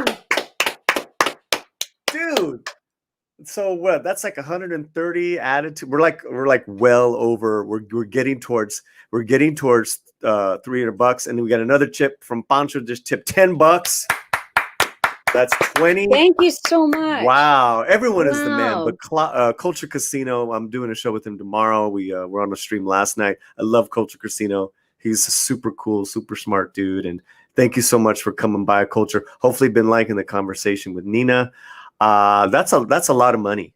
Yeah, that's a lot of money. This is awesome. I love, and I just love that you suggested. I didn't even know you got tips here, and it's great that you're like, this is great. That's the other thing when COVID hit, and I moved back home, and I remember having an interview with someone for the Current, and I was talking about like politics and how I wanted to help out my community more, and then bam, here came all these opportunities, because what you say, what you manifest is real. What you put out there is real. And I put out there that I wanted to help more. I wanted to help my community more. I wanted to get connected, and I wanted to get more involved in politics. And then everything that followed, how can you ignore what's happening, in the world? And then in my city, San Antonio Soundgarden, which is a nonprofit here that helps youth learn how to write music and record music. Girls Rock Camp is another organization. Art as Mentorship in Kansas City. All these nonprofits came into my path, and I'm like, awesome. And then for you to mention, hey, let's donate. This is yet another way the universe is saying, here you go. Because anytime I can help, I love to. Of course, I'm raising funds for my new album too, but. Oh, we're going to get to that. We have some questions about your career, but RC from the NYC says, I work as a counselor in the court system. I didn't know that.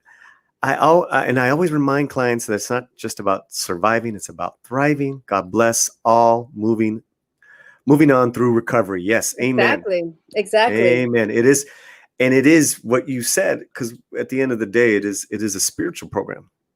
Yeah, exactly. And it's not the kind of, because sometimes I think, it has to be about God, but when they say higher power, it's whatever your higher power could be. It could be a deity or a saint, but really it could be music, it could be, that could be your higher power.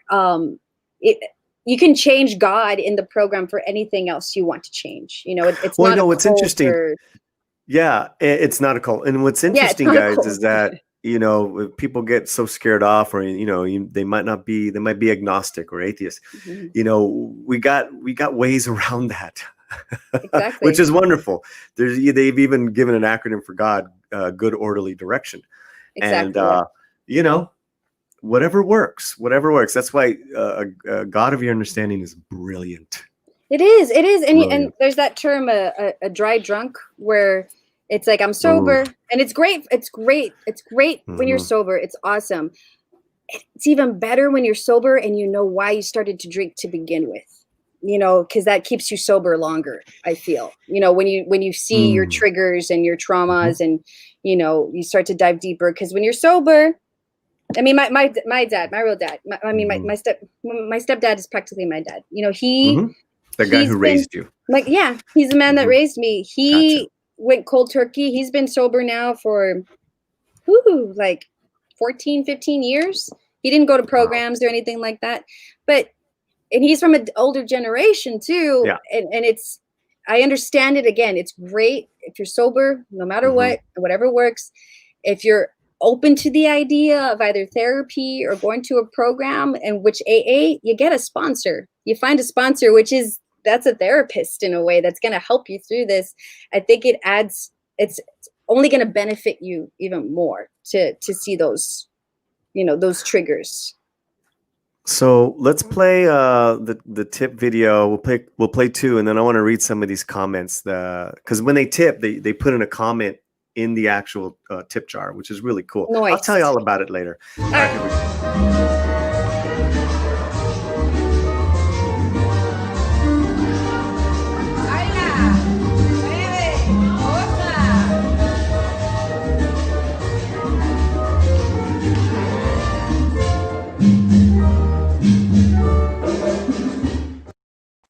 I love that shimmy. Yeah, she's working it. All of it. She just like freeze, shimmy, all of it. I'm supposed to take out this thing. So RC from the NYC, he actually tipped twice, $5 and then $15. Thank you. He said, Bendición, Polly, one guitar fuacata, please. We'll play that right now. And then he also said, this is for the kids. Culture Casino says, yay. Culture Casino says, sorry, I can't watch and participate in real time. Thank you for doing this. You are both heroes. Wow. Aww. I'm all like, so David sweet. Bowie. I know, right? And that's when it cuts to. You can be heroes. Okay, RC, this is just for you. This is the Huacata guitar.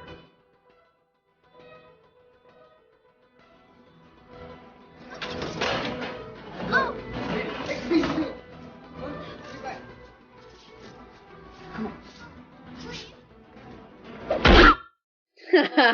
Nice. Oh, look who's here. Truck Stop Mixtape. Yes. So this is Giovanni Blanco's project, and he was our guest last week, and nice. He was amazing, and I think he got a little inspired too. And I'll tell you about the tip jars and all that stuff. But they're gonna do a live performance on YouTube very soon. So cool. There was a question for you, and I think it the show is gonna go on until we get $500. No. We don't want to take now I see the picture even better. Yeah. It's awesome. I mean, dude, it's a beautiful thing. It's all about confidence, man. It really is. It's so loving. Are those balloons just already there, or they're added in the photo?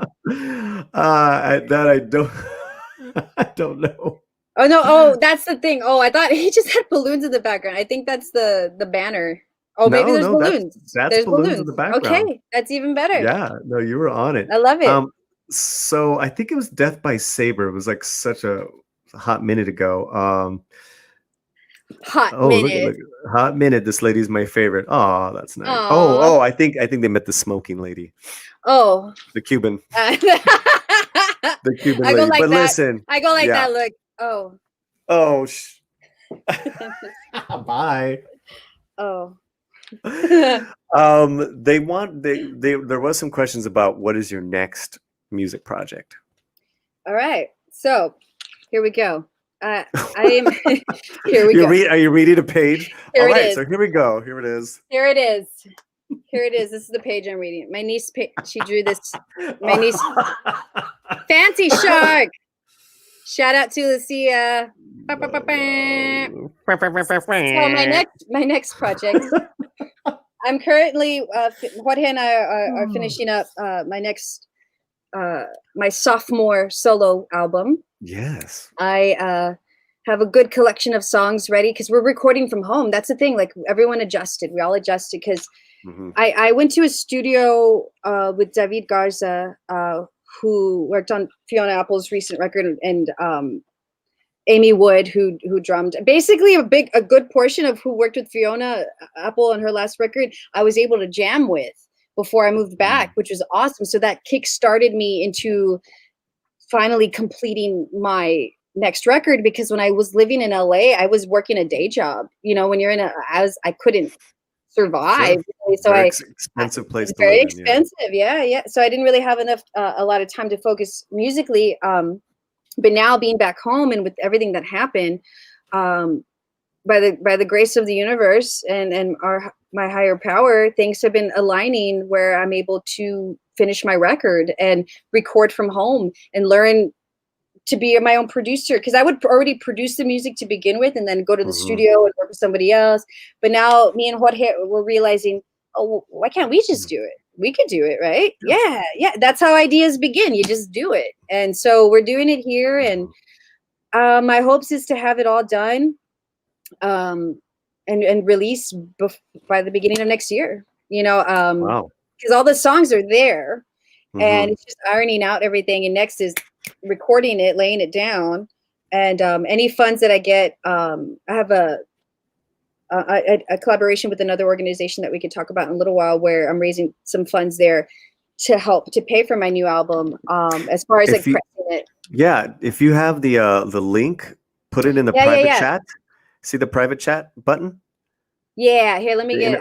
I don't know if you can and while you're doing that, Dr. Anonymous colleague says, LOL, you are fantastic too, Nina. Even sans shimmy and cigar.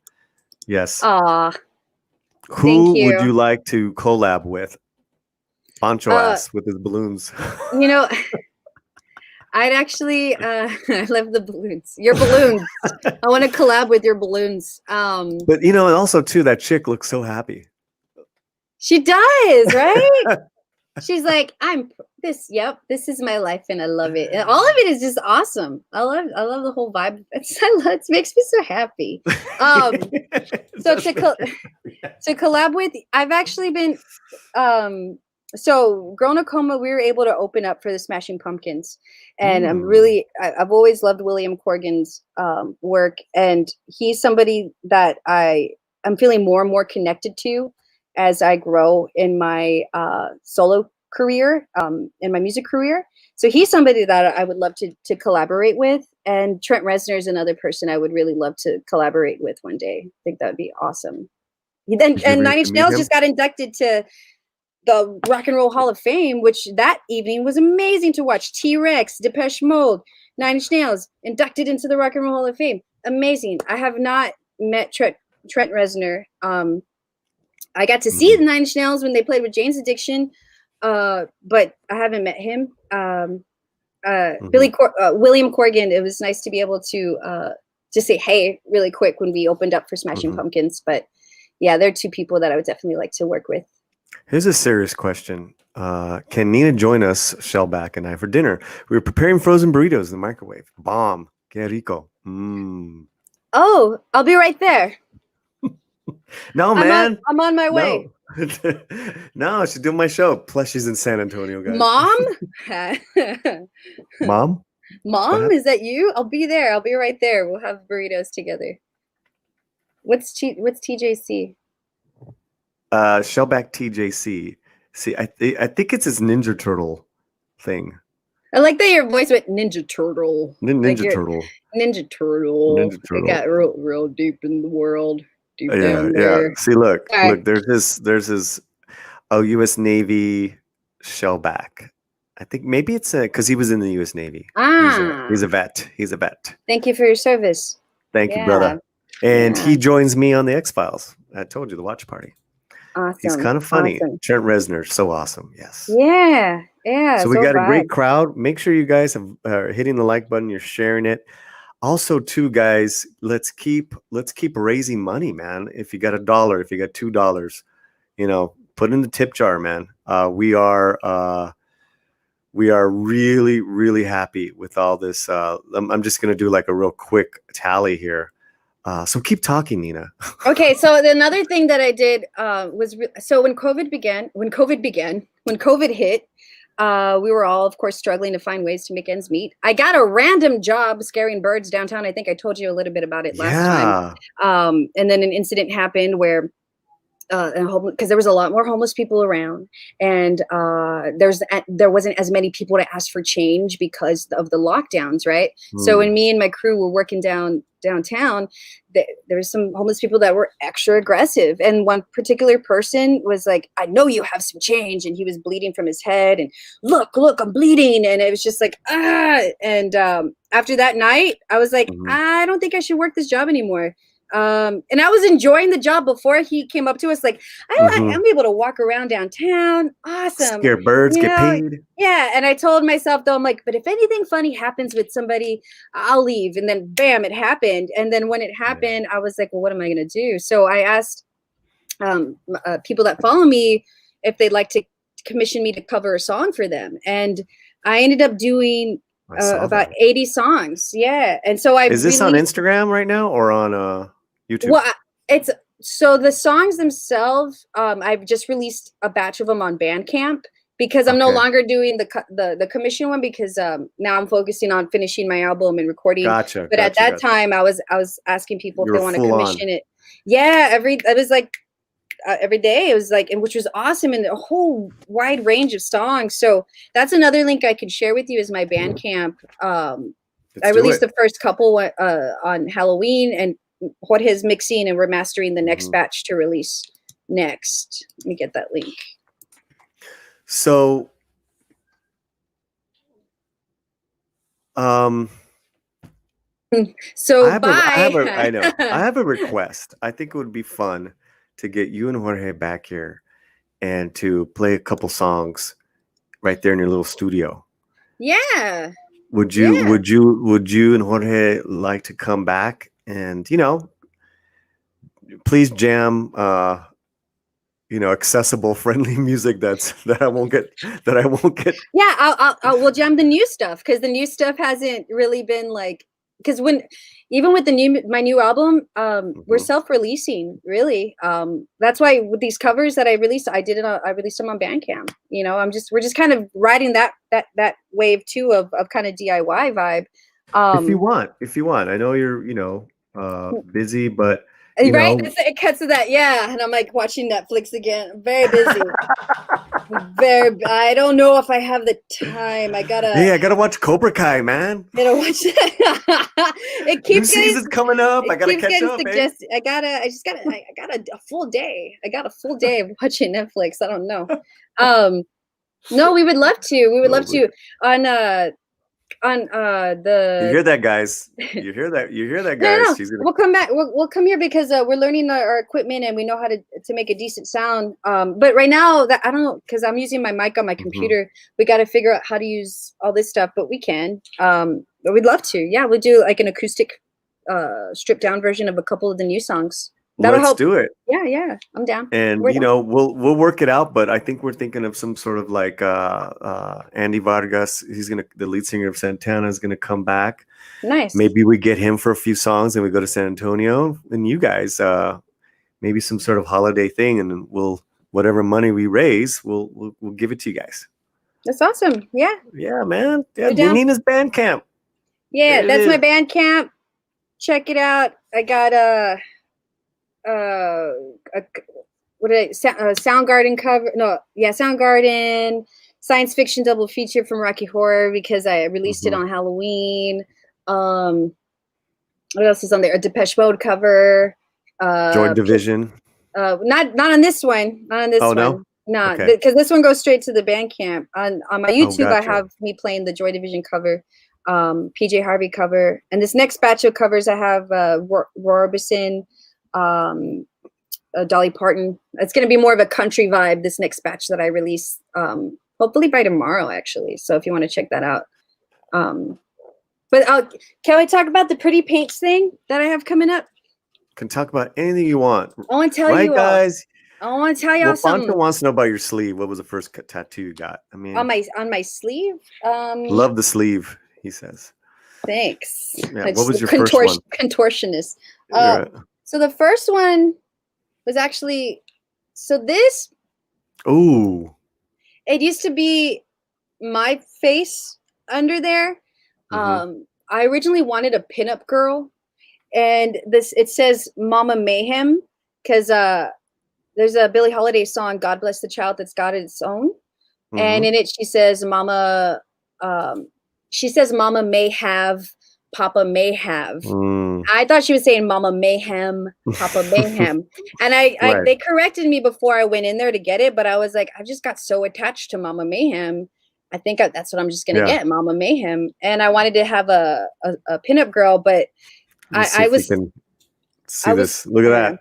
Wow. I was so convinced though by the artist. They're like, no, if you get a pinup girl when you get older, it's just gonna be a big smudge of mess. And I was like, okay, well then whatever you think. I just wasn't really. I should have just been like, no, I'm getting the pinup girl. I don't care what you say. But it used to be my face underneath there. And then when I got sober, I actually covered her up with the skull to kind of represent that part of me is done. You know, that it's always there because it's always going to be there, but it's no longer taking over the whole show anymore. So that's the first big sleeve that I got. And the next one was While My Guitar Gently Weeps, because my first... Yeah, you're a big Beatles fan. Beatles, yep. And then, of course, this is an homage to Richie Valens with the flying guitar. Yes. Flying guitar. I can't get the camera right. Yeah. Wait, yeah. Hold on. Wait. Oh, you got to move a little bit. Oh my God. That's cool. Yeah. Yeah, we got a couple photos. There's a couple photos, but it's not on this computer. This one really nice photo of you. You're like, oh, but then you're seeing your sleeve. It looks fairly recent. Whatever. I'm seeing my sleeve. No, I was saying I mean, in a lot of your photos, you show your. I'm always looking up. Oh. And you have your tats too. I mean, you can't, You can't hide them. I could, but you kind of forget you have them there after a while. And you know what? I don't miss. I miss hugging my friends. I miss the embrace. I don't miss some random person grabbing my arm and be like, "What's that?" I don't know you. I don't know you. Why are you just grabbing my arm? And I'm supposed, and then the people pleaser in me is like, I guess this is okay, but nah, don't touch me. And you ask before. Don't just grab my arm because I have tattoos doesn't give you free range to just grab me and ask what that is. I don't miss that. I don't miss that part. Tangent. No, it's a good note to, people don't grab random people just that don't you grab, admire. Yeah. Just don't grab them. Just don't grab them. Nah, ask first, and then you can grab them. Grab them as much as you want after you. Can I grab you? Oh my God! Thank you for asking. Yes, like that's how it works. Here it is. Here, let's change this.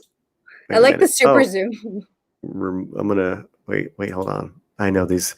What am I trying to do? Okay, I'm gonna stop my cam. Make you. This is like me learning Zoom for the first time.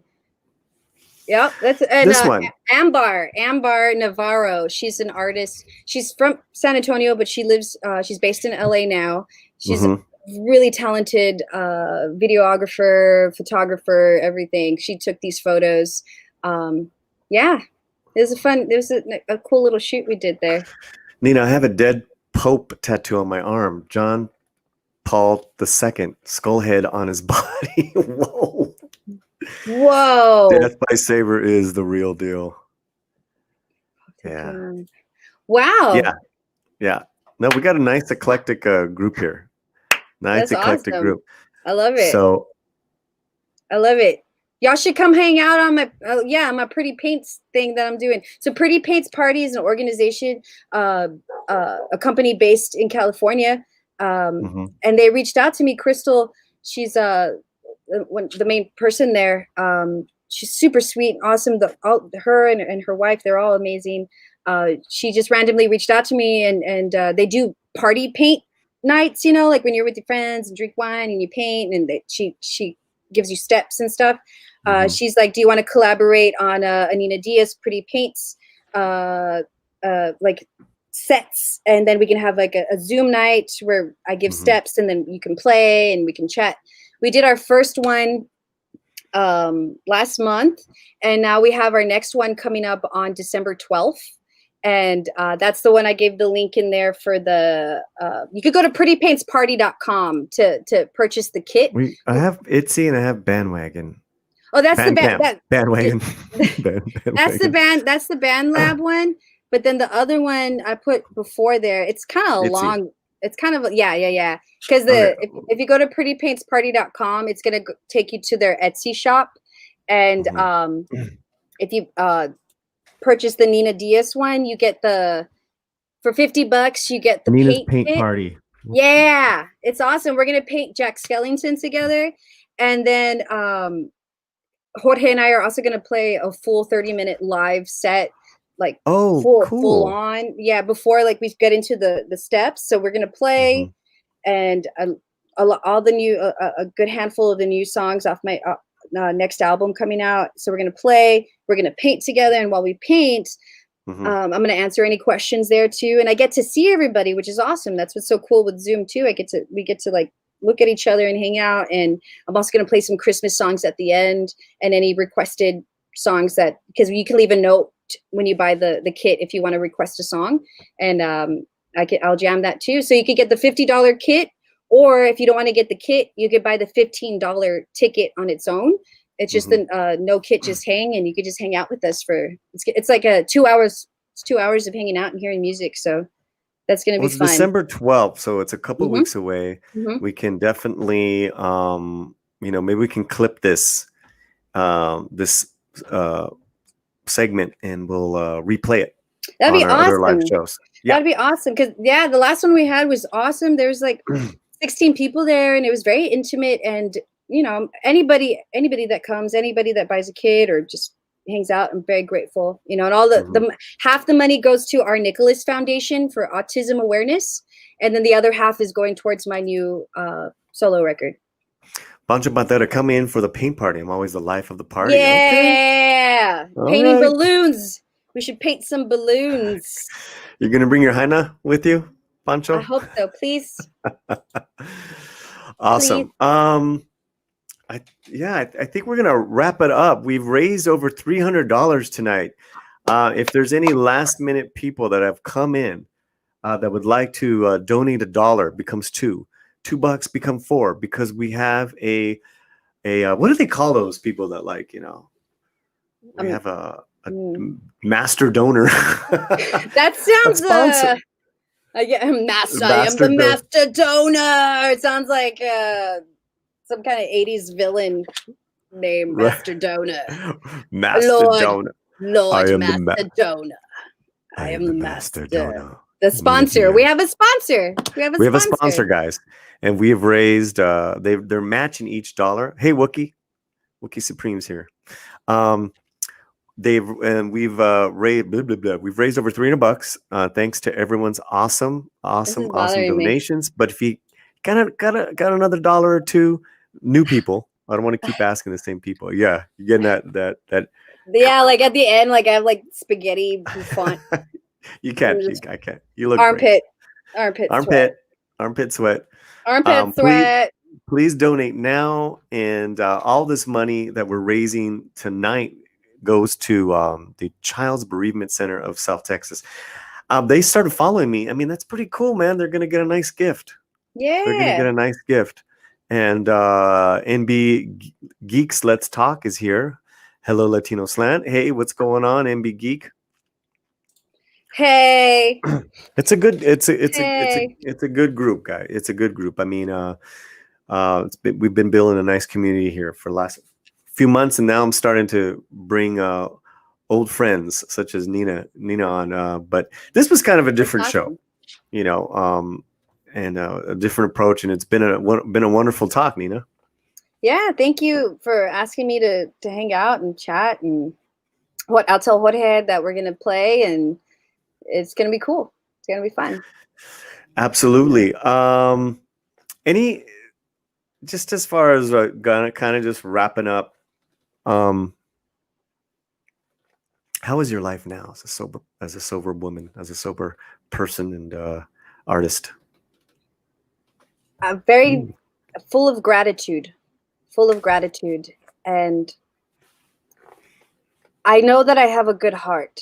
That's the thing of because when you're using, you could do a lot of shitty things. You know, you can treat people very nicely, and then to see some people that stick around, and you know, with my family, like when I became sober, I always thought I have to make up for it. I have to make up for all the horrible things. But then there's a point where you make up, and it's like, okay, I can start to enjoy my life now and set boundaries. That's the thing too. I understand boundaries now, and time is so precious. Energy is very precious, and what you put your time and energy into, it should matter. And if you're no longer putting it into using, or anything that's just going to take away from your overall health, and you're able to put that into setting boundaries, it's like this new community comes in. Like the universe sees, all right, you've cut this person out, that's left space for this new person to come in, this next energy to come in. And again, it doesn't mean because you cut somebody out of your life, it doesn't mean that you're better than them. It just means your energy does not mix anymore, and that's okay. So my life now, I feel like there's more gratitude, an understanding of boundaries, and genuinely starting to enjoy life again, and being an artist and a musician, and being able to share what I create with people, and I know how much music helps me and the people I look up to. So to be able to be that person and to have this platform to use to help in any way, I'm more than happy to use it. And I'm very grateful. So being sober now, even if I wasn't in the limelight, I feel like I mean, of course, I'd still be doing things to try to help others, you know? So just giving back. So just know whatever you get and you give back, just having that balance, the boundaries, it's awesome. Even on my dark days, you know, because there's still days where you feel like, oh God, what am I doing with my life, and crying, and you're just like extra like, but then at the end of the day, I'm like, well, at least I'm not super drunk right now. At least I'm not, you know, like I'm all right. I'm not in jail because I've gone to jail. You know, it's like it's that reminder of, yeah, it's a pretty shitty day, but it's okay. The sun comes up and you try again, and it's real. It's a genuine thing to remember that, even when you're really broke. I was talking to my sponsor today about a couple of, you know, items, and we call them shoelace problems. Shoelace problems. Right. They're not world problems, big world problems. They're shoelace problems. But the problem with shoelaces is that you if you don't tie them, if you don't take care of them, you're going to trip, you're going to fall.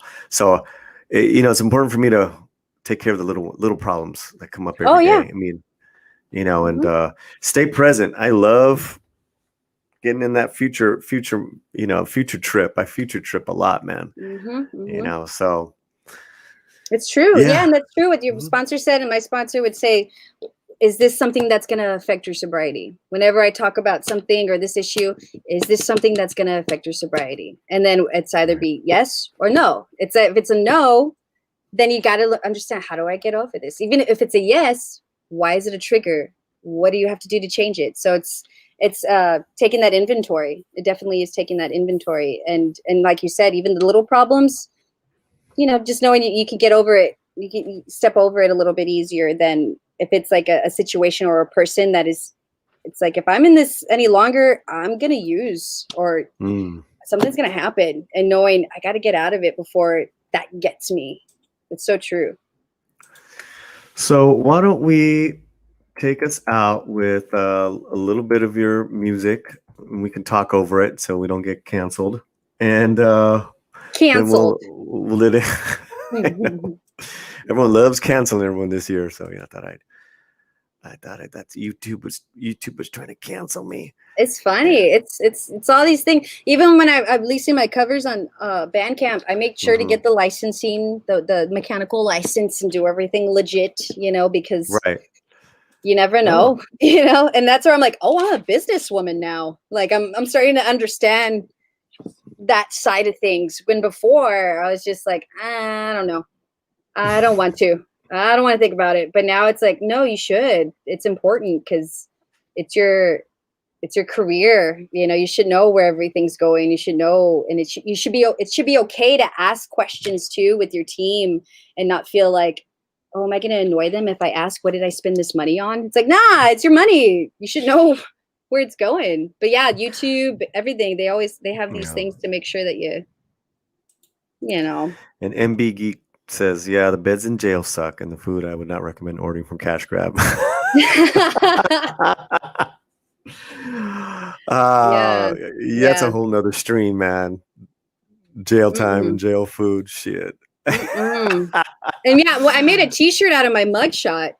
No. It's fun. Yeah. It's a decent mugshot. That's why it's like, because we had just played it. It's online somewhere. It's been difficult to find it.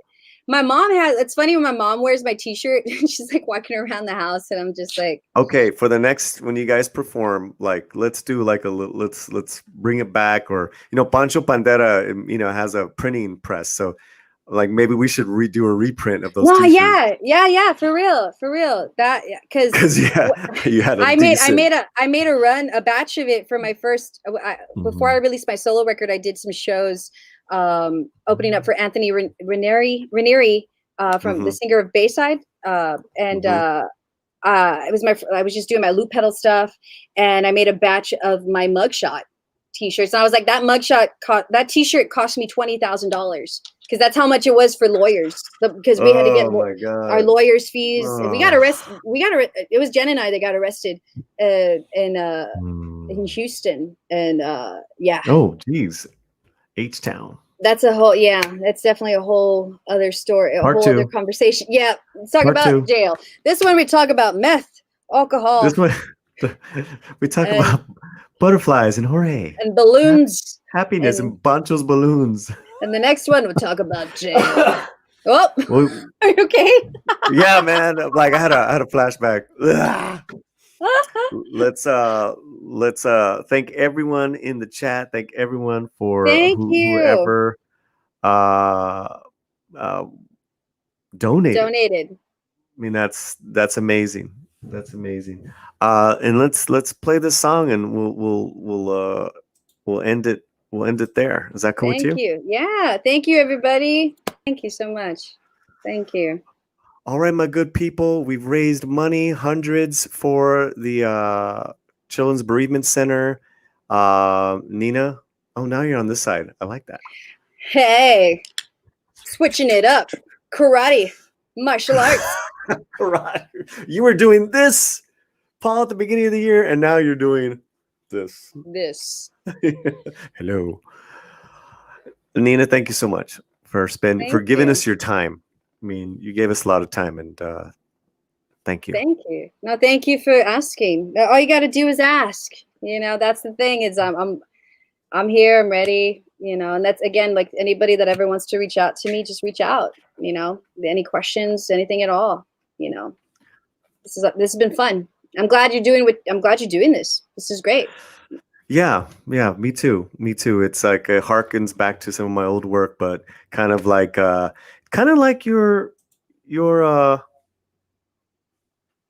brother, great sound. Oh no, Big Brother got what? What happened? Big Brother got. Uh-oh, are we out? I think we're done. What happened? They killed us. Stream unavailable. Yeah, I think when you play a song all the way through, YT culeros. But you know what? Let's tell Nina to contact them to get it released. No. I think what they might do is if we wait a minute. Oh, we're back. YouTube, it was me. Are we back? I give them full access to that song. I was the one in there. Okay, we're back on. So, okay, guys, I cannot thank you guys for so many reasons. One, for not leaving the stream, which is badass, and for donating to Nina's cause tonight.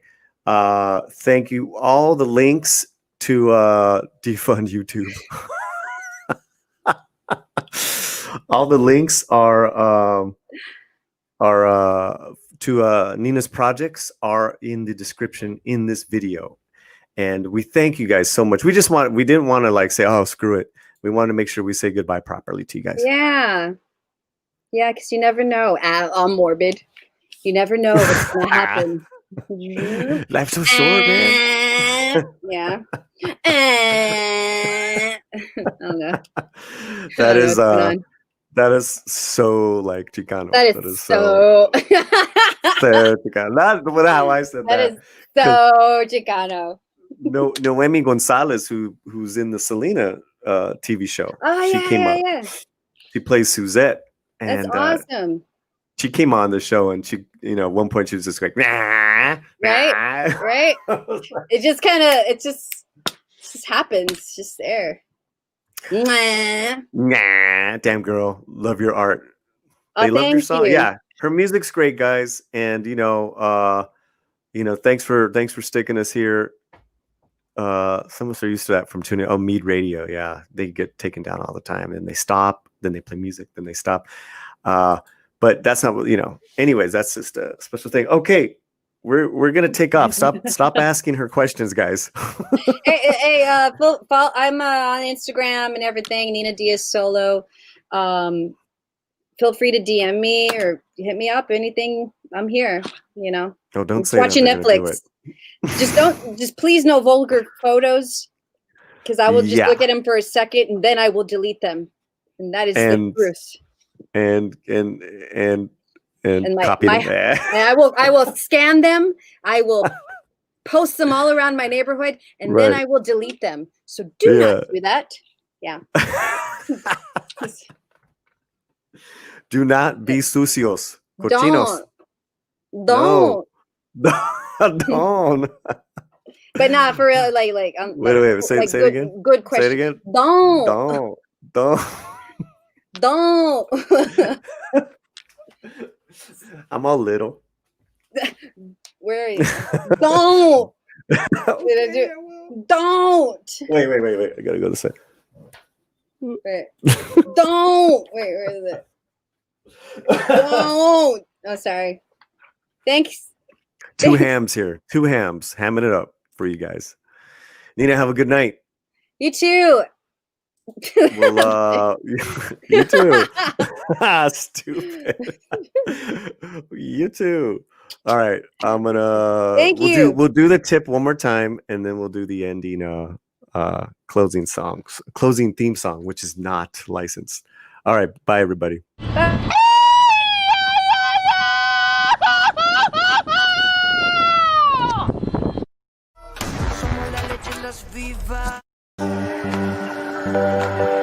Come on, y'all. Come on, y'all. Come on, y'all. The Slant. The Slant. All right, Paul, let's go.